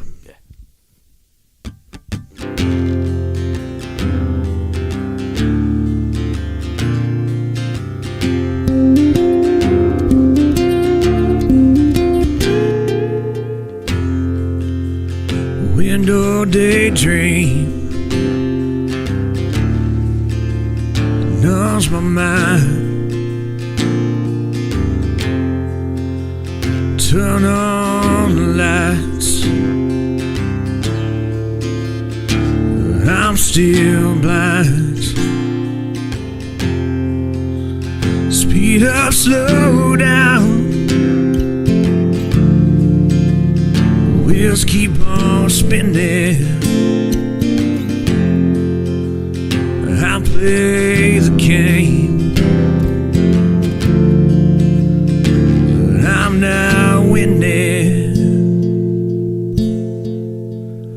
I've been east, I've been west, I've been put to the test. I've been high, I've been low, I don't know where to go. I've been lost, I've been found, I've been spinning around. Here's what's left of me now.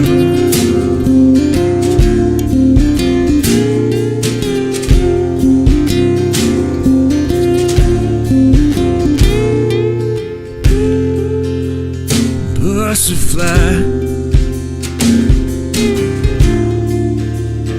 broken soul, 500 miles from my home. Can you save me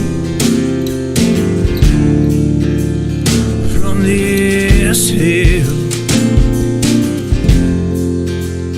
Can you save me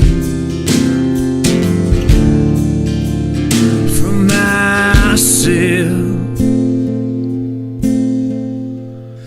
I've been east, I've been west, I've been put to the test. I've been high, I've been low, I don't know where to go.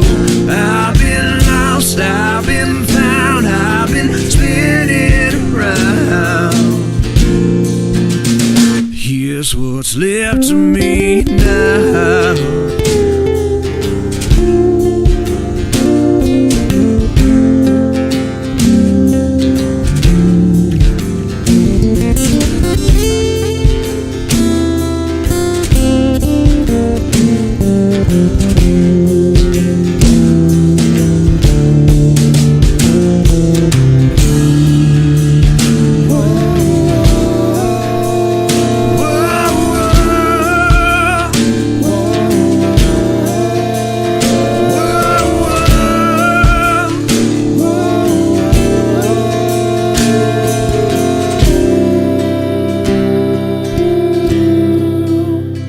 I've been east, I've been west, I've been put to the test. I've been high, I've been low, I don't know where to go. I've been lost, I've been found, I've been spinning around. I've been east, I've been west, I've been put to the test. I've been high, I've been low, I don't know where to go. I've been lost, I've been found, I've been spinning around. Here's what's left of me now.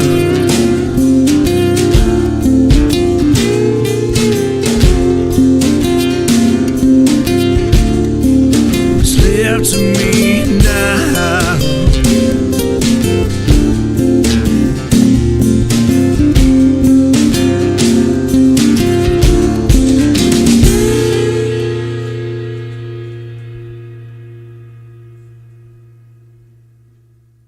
opinions expressed in this program are those of the speakers and do not necessarily reflect the views or positions of any entities they represent.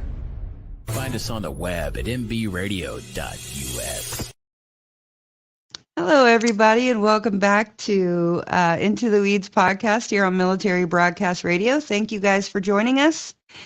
And that was Cade Roth and the Black Sheep. That is my cousin's husband, and he is a first responder fireman.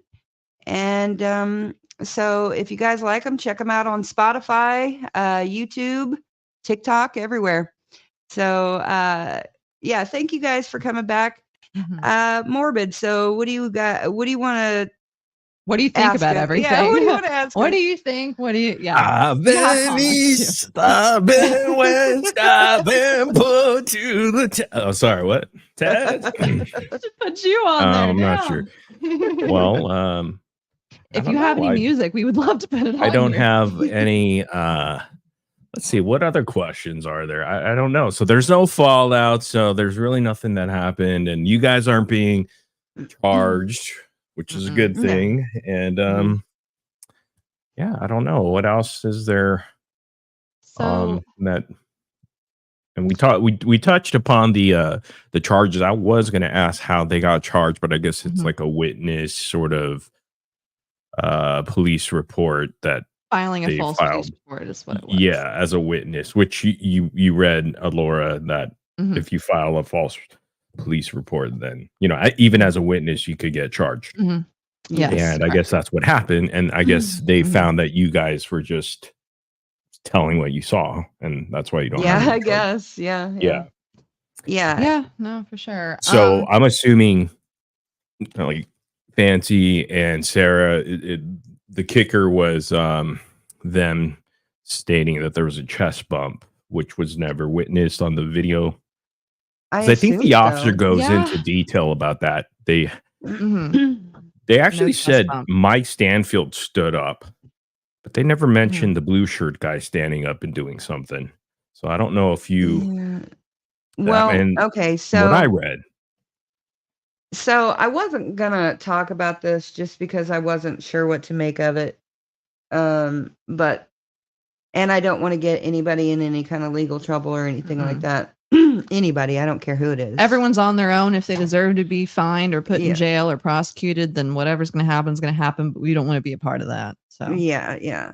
And just like people calling Gypsy's parole officer, that's not something I would ever even contemplate doing. So, which again, you guys can do what you want to do. We're not going to tell you what's right, wrong, or indifferent, but we're not doing it. So a couple of days ago, 2 days ago, 2 or 3. I think you said 3 this morning, but regardless, within the last couple days, Fancy sent me the video, and I wasn't going to talk about it, but I'm honest to a fault sometimes.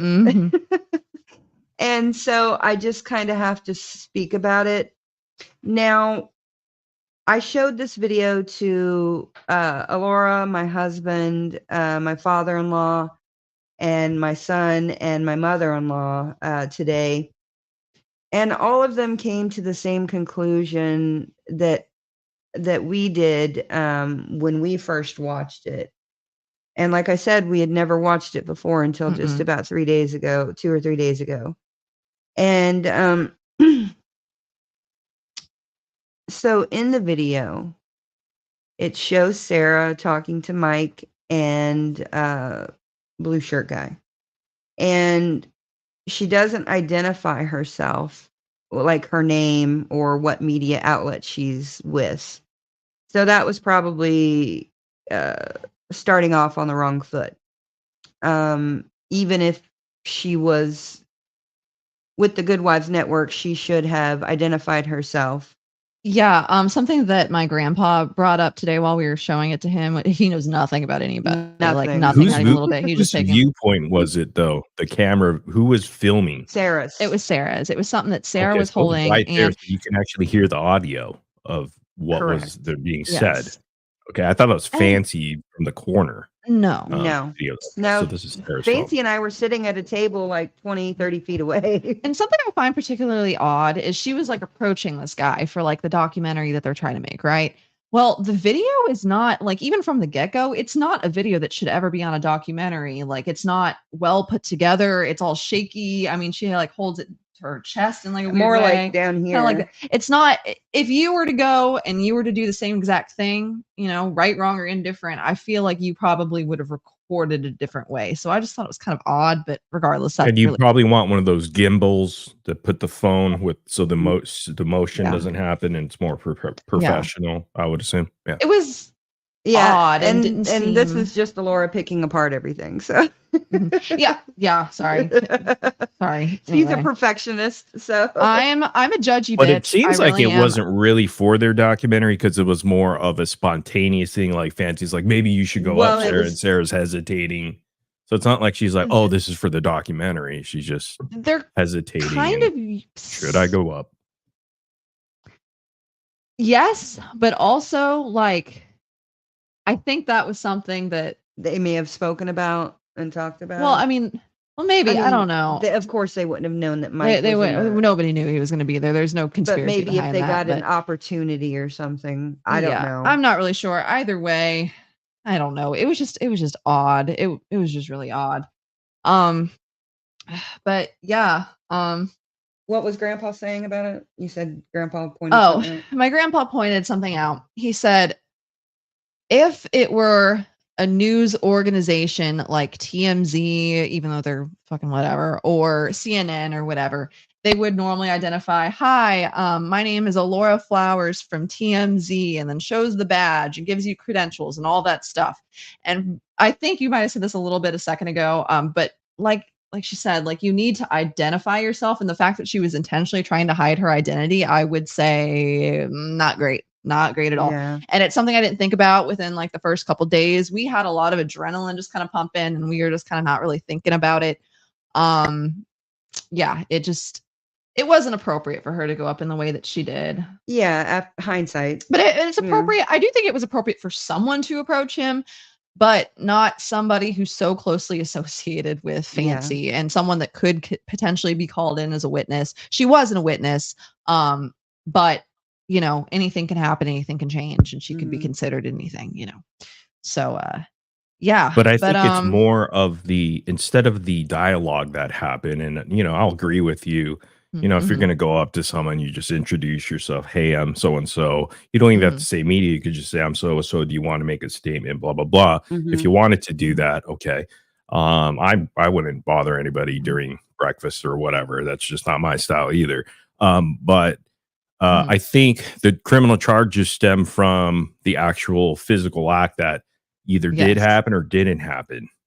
Not like her identifying, right? I mean, it's not because she lied about that.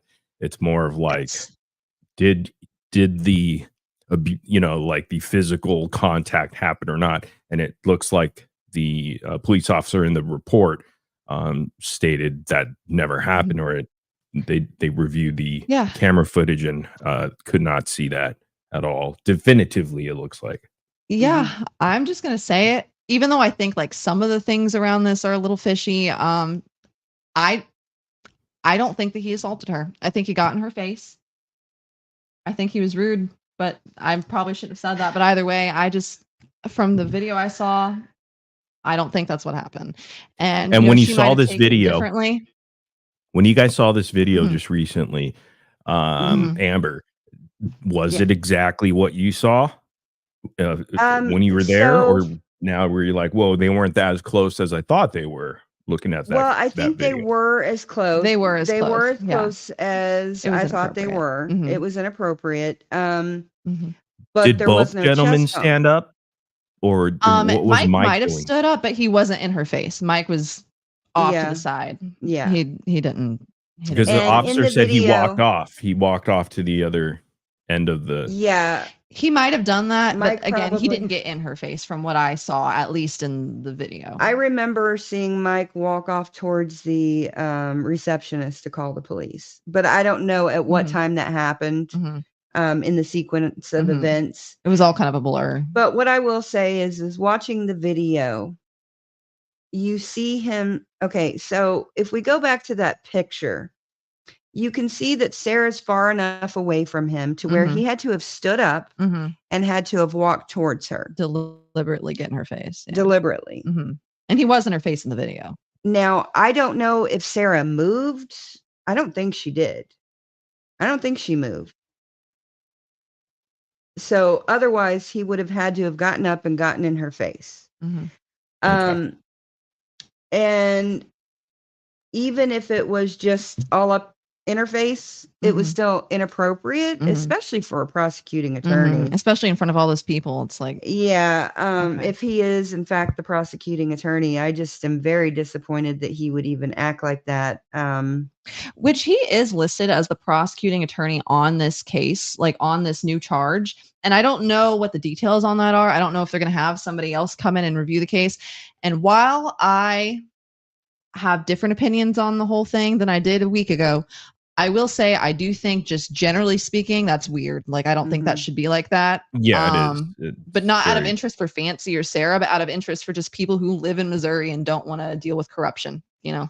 Yeah. And I mean, Yeah, because let's say if it wasn't the DA that did that, it was just a regular Joe in a hotel continental breakfast room, and then the police saw that, they wouldn't probably prosecute that. They would just say, oh, there's nothing here. Bye, you know? Exactly. But since it happened to the DA or the prosecutor, okay, well, now I'm going to prosecute you because you're claiming I assaulted you, which is bogus, and because he has the power to do so. But if it was a regular schmo like myself, and it got to the cops, they wouldn't have done anything about it. They said, we don't see any assault here, so we're just going to not even file. You know?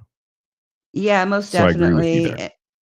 Yeah, and it just feels weird. And I used to have great faith in the judicial system and police officers, but over the last year, I've had now 3 incidents where things, like in 2 of them, I wasn't even questioned, even though I was one of the main witnesses. And in one of them, I was the main witness. The only witness. Yeah. So something very, very serious, way more serious than this. Yeah.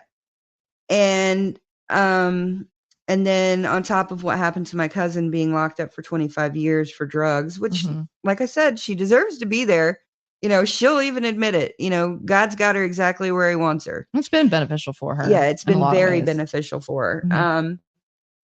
But my faith in the judicial system has kind of been rocked recently. And then, so then putting this on top of everything, my mind's always going to go to conspiracies or what ifs or whatever, you know, and so while I can't say for sure that something shady is going on, my experience here in Missouri with the judicial system leads me to believe that it could definitely happen. Yeah, we definitely think that. Actually, we don't even know what we think as far as what happened with the statement. Now, I don't know. We're going to play devil's advocate here for a second, and you guys can believe whatever you want to believe. We don't know what we believe. In our opinions, there's probably 2 things that could have happened. One would be the worst case scenario, that this was, you know, a whole ploy by Fancy, and that she, you know, wanted things to go a certain way, and she told Sarah to lie, or Sarah lied, or anything.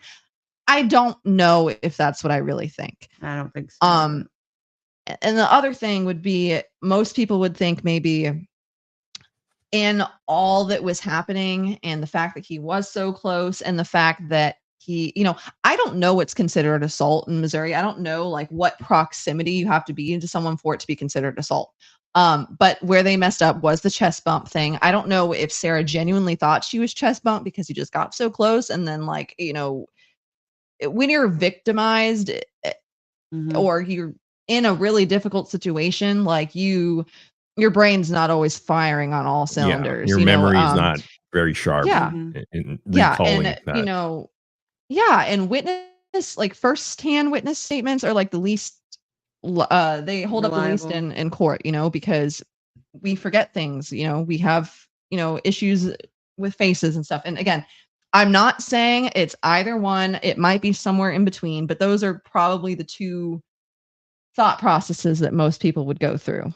Most people, I would assume most people. Yeah, and I don't want to put that on anybody. No, I think it lies somewhere in between. And Fancy, if you're watching this, you might not be super happy with some of the things we're saying, but we don't have anything against you. We're just saying things exactly how we saw it. And we feel like if we want to continue in some sort of content creator space, we have to be open and we have to be honest, and we need to give our accounts of things exactly as they happened. And we need to confront when we've been wrong or we spread misinformation.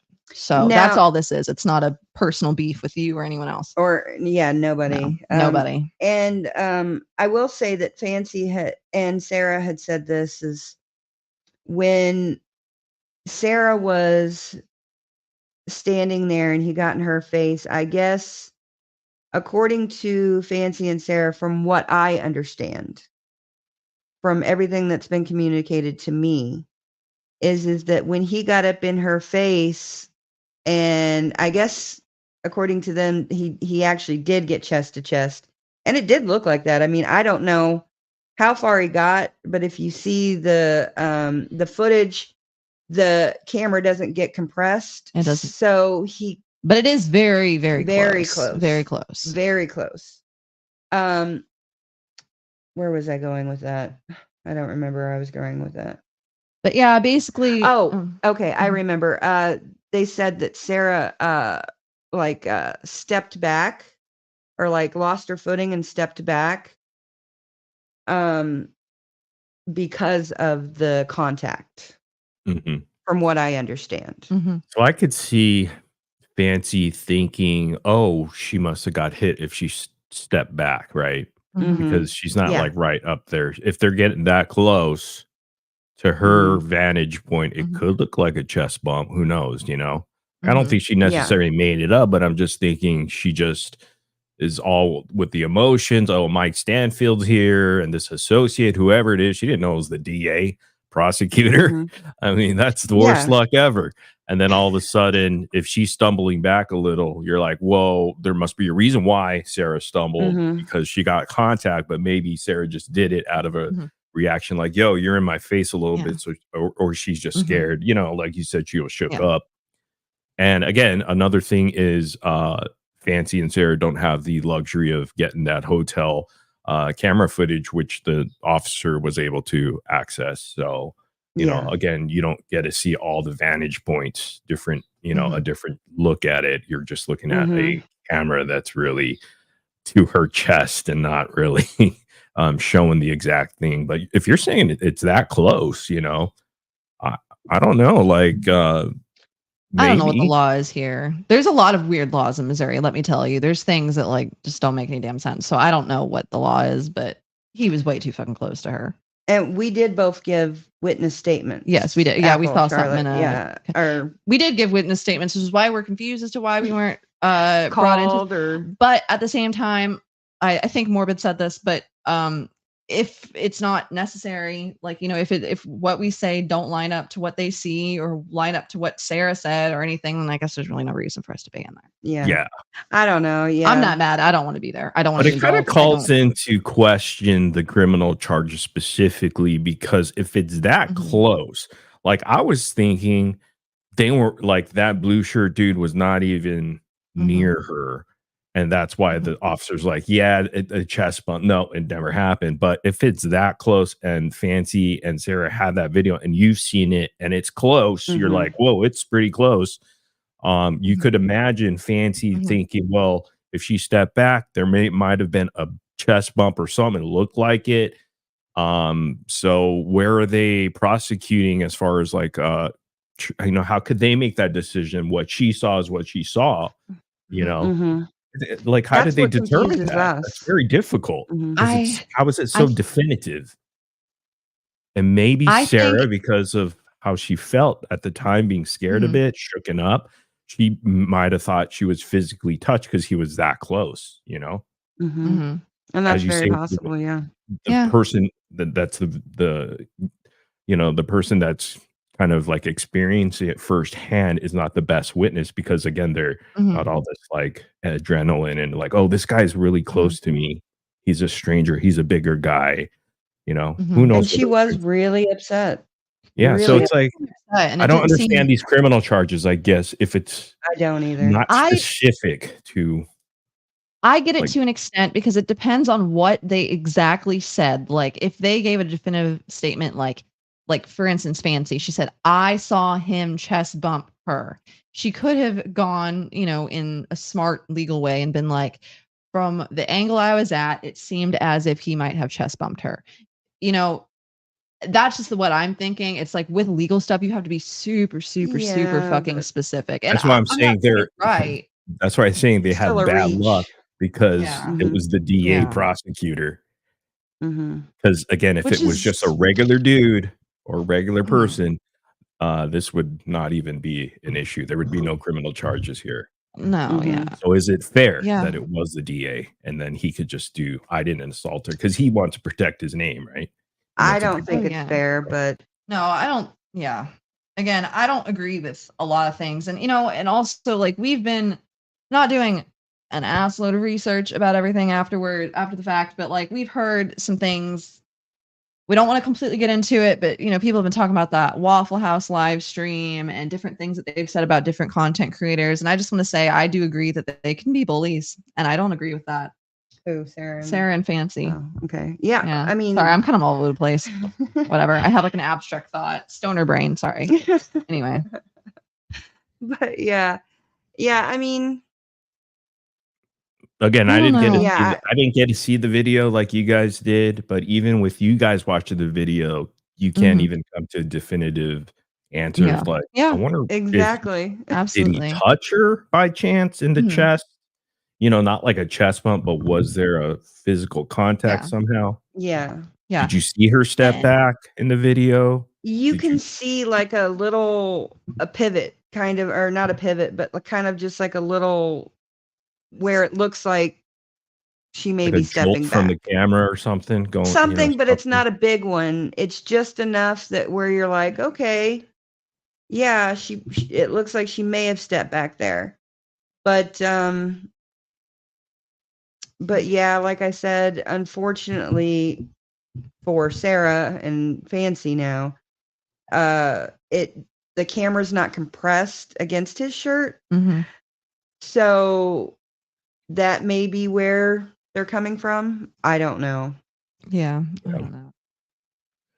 But again, it's just So like you're basically calling someone a liar when like I would understand if they're far apart and Mhm. there's no way you could say they had the yeah. chest bump. Mhm. If it was that close, it's like, can you just charge someone and say, well, that person said they saw it? Because who knows? Maybe she really thinks she saw it because of the interaction that happened. It was so quick. And then you get charged for that. You get a misdemeanor. I would be pissed if I said, oh, yeah, I think like Alaura said, well, I guess it's semantics then. She should have said, I Mhm. think, yeah, he chest bumped her. I Yeah. think. I mean, it looked like it, versus yes, definitively he did chest bump her. Mhm. But Yeah. what's the difference? You're pretty much saying the same thing in the end. And to Just get a legal misdemeanor shit. charge off that, whoa. Yeah. That's why I'm saying Yeah. the DA Yeah. has a big deal with it because Oh, if for it sure. wasn't For the sure. DA, Mhm. this would not be a It's big deal. it's Yeah. unsettling, Yeah. But they to be could have honest. Sarah and Fancy, I talked about this. They could have avoided this big time, just like Alaura was talking about earlier. Mhm. How Sarah said, "No, I don't want to press charges." It should have stopped right Mhm. there. Because would it be worth it? Why would you want the headache to even want to come back to Missouri to even come? Well, Just in case they do charge the person, then you got to come back. And is it worth it? I don't know. You have to and all think about yeah, that. and in the moment when we first started talking to Sarah about it, and we were all hyped up, and we had just come out of the courtroom where Fancy had been, or where the case had been dismissed because of jurisdiction. We were all just kind of like mind blown, I guess, at Yeah, the whole emotions are situation. high. This is your team. Like, oh my God, these guys, what did they do? Because you hear them Yeah, yeah. yelling and you're like, that's weird. That's inappropriate. That sucks, Mhm. So Mhm. Yeah, and so we just, we were like, "Hey," at first, like she said, we didn't want to encourage her to file the report if she didn't want to, but at the same time, we wanted her to, or at least I wanted her to understand that if I were in that situation and I felt uncomfortable and I felt like I could file a police report because something was inappropriate, that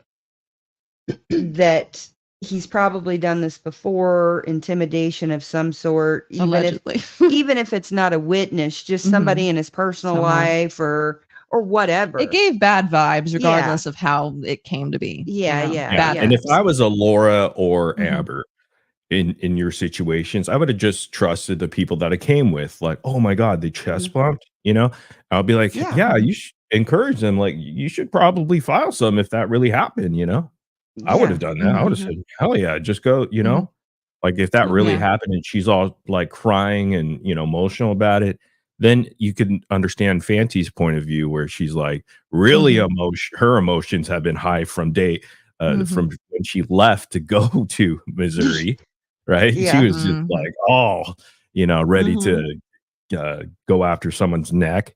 And so you could understand, like, she's like, oh, this is my opportunity to fight back against this asshole attorney that's trying to raise hell against me in a different sort of thing, so her emotions are a lot different or invested differently. So there's all this stuff going on. And then there's you two that don't really have much stake in it, but it's like, you came with the team.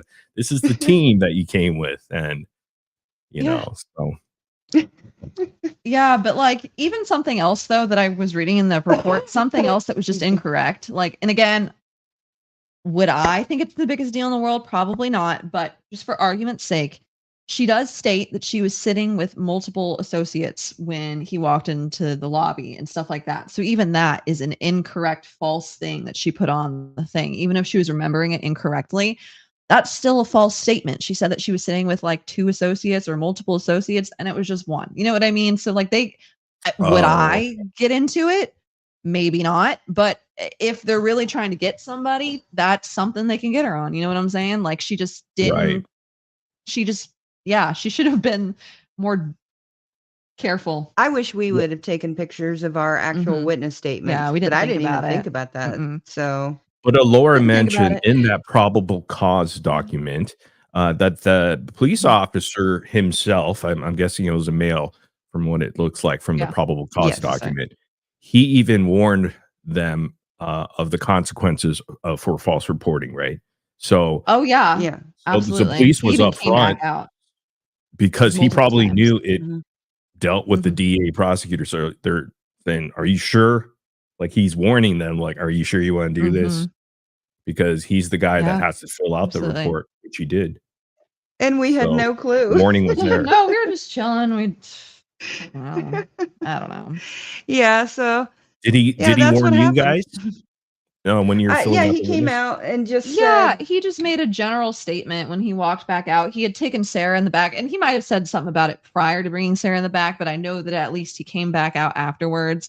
And I was like, hey, just so you guys know, check the box and state every single last thing that you put on this form must be exactly true and exactly how you saw it. No embellishments, no reaching, no nothing, no filling in the gaps, and we all said we agreed. And my mom and I didn't fill in any gaps. We said exactly what we saw, not what we thought happened. We thought we were leaving stuff out just because we didn't see it. And again, also, like, why would we think they were lying or incorrect or whatever when they were so emotional and it was such like a whole thing? I mean, like, especially like, think about it. And I'm not saying that either one of them are the smartest people in the world, but like, why would you intentionally lie about something like this where you have some of it on video, more of it's on video, and there were so many witnesses in the lobby? Like, why would we think that they were lying? We obviously were just like, oh shit, this is what they said happened. This is probably what happened. And yeah, maybe we should have done our due diligence and not put it on the internet before we had facts. But you know what? Can't change the past. It is what it is. And we'll just be more careful in the future. Yeah. And I mean, Fancy was sitting next to me. So she saw what I saw. Yeah. So when Sarah came back and was so emotionally rattled, It just, I felt like both of us just jumped on, or not jumped on that, but just automatically assumed that that's exactly what happened. And why would we think they would be lying to our faces over something like that? You know what I mean? Yeah. But that's Yeah, our own right. mistake. We made that mistake. We spoke too soon. Oh well, you know. But we do want to clarify any misinformation that has been spread, just because that's important to us, you know. Yeah, it's important to us, and Yeah, I mean, you guys did nothing wrong. I mean, you did the right thing. You just basically told them exactly what you saw or what you thought you saw. There was no embellishments, like Alaura was saying. There was maybe some embellishments from Fancy saying, well, maybe there was another associate there or whatnot. So maybe that's part of the false reporting charge. Maybe. You know, maybe not just the chest bump, because in the actual probable cause document, it describes it as that the victim one forcibly told suspect to actually that the chest bump was with force or something like that, or there was a full contact of his chest, something like that. There was like, you have to go read it again, where the officer mentions they reported full contact with his chest. So full contact is full very contact. Yeah, that's bold. and it's aggressive. Yes. Yeah. Which could be seen on Yeah. videos that are recorded. Yeah. Okay, well, we're actually going to have to wrap this up because another veteran has a stream coming on after this, and we share the platform. So Thank you. Well, I want to thank both of you for having me on. I appreciate it. Yeah, thank you for coming on so much. And what a great thing that there's a mom and daughter duo, and you guys probably come off as sisters because it seems like you're just best friends, right? I mean, it seems like that. Yeah. So that's awesome. I love the shit out of her. Yeah, we don't agree on a lot, but we love the shit out of each other, and that's all that matters. And we love Princess Diana back there, I guess. Yeah, she's the Princess Diana. Yeah, Okay. I actually would rather cover Harry and Meghan stuff than Prince. And is there a skeleton over there, or is that an alien popping out of that That's an little? alien. We've got some Okay, stuff. We all have. right, okay. Hold up, let me make sure my ass doesn't fall out while I do this. Oh, I almost just. Yeah, we have like a little alien here that's hiding. It actually broke, so we decided that we were gonna just put it in the pot. That little alien, and we have a matching I one. thought that was somewhere up me or there. something, like a skeleton. No, it was All really right, there. well, that's cool. An Elton John album up there. You just can't see it. All kinds of crazy shit. Okay, You should ladies, see my thank room. you so much. You guys are the best. Thank you and, so much for I appreciate everyone's it. time. Thank you, Morbid, It was a pleasure. and I hope you have a wonderful day or Thank night. you. too. And happy Bye. Father's Day. Oh, thank you. Bye, Happy guys. Father's Day to the daddy over there. And thank you for your service and your husband. Thank you. Thank you All right, very take much. care. Bye. Thank you so Bye. much, everyone, for your time. Bye. Okay, everyone. So that's basically what happened. I know we were long-winded. We stopped Oopsie. and started, but this was just kind of emotionally taxing Yeah. and frustrating. Yeah, it was a lot. And I do plan on making a TikTok video probably in a couple days, but like we're trying to not let this take over our lives. I have not shed a single tear over this. I'm Me not neither. letting it get to me. But it has been a lot. There's been more that we didn't talk about, but if anyone has any questions, she can be found at Into the Weeds podcast on pretty much all platforms. I go by Alaura Flowers. So you can find me on pretty much all platforms, and I'm open to responding to any questions or comments or even criticisms that you have for me. I am going to try and keep the Gypsy Rose stuff to a minimum after this. I'd like to clarify on the platform. I'm sorry, I'm getting sick. Anyway, I'd like to clarify on the platform that I have gotten the most attention on, just so that, you know, I've done my due diligence, but we are trying to cut this a little short. But if anyone has any personal questions, you don't fully understand things, we respect all viewpoints, all opinions, and we're always down to have a conversation. So Yeah, and we just respect everybody. We care about everybody. We want everybody's mental health to be well. And yeah. Yeah. We just we agree and disagree with a lot of things, with a lot of people involved, and I think there's just way too much drama for us.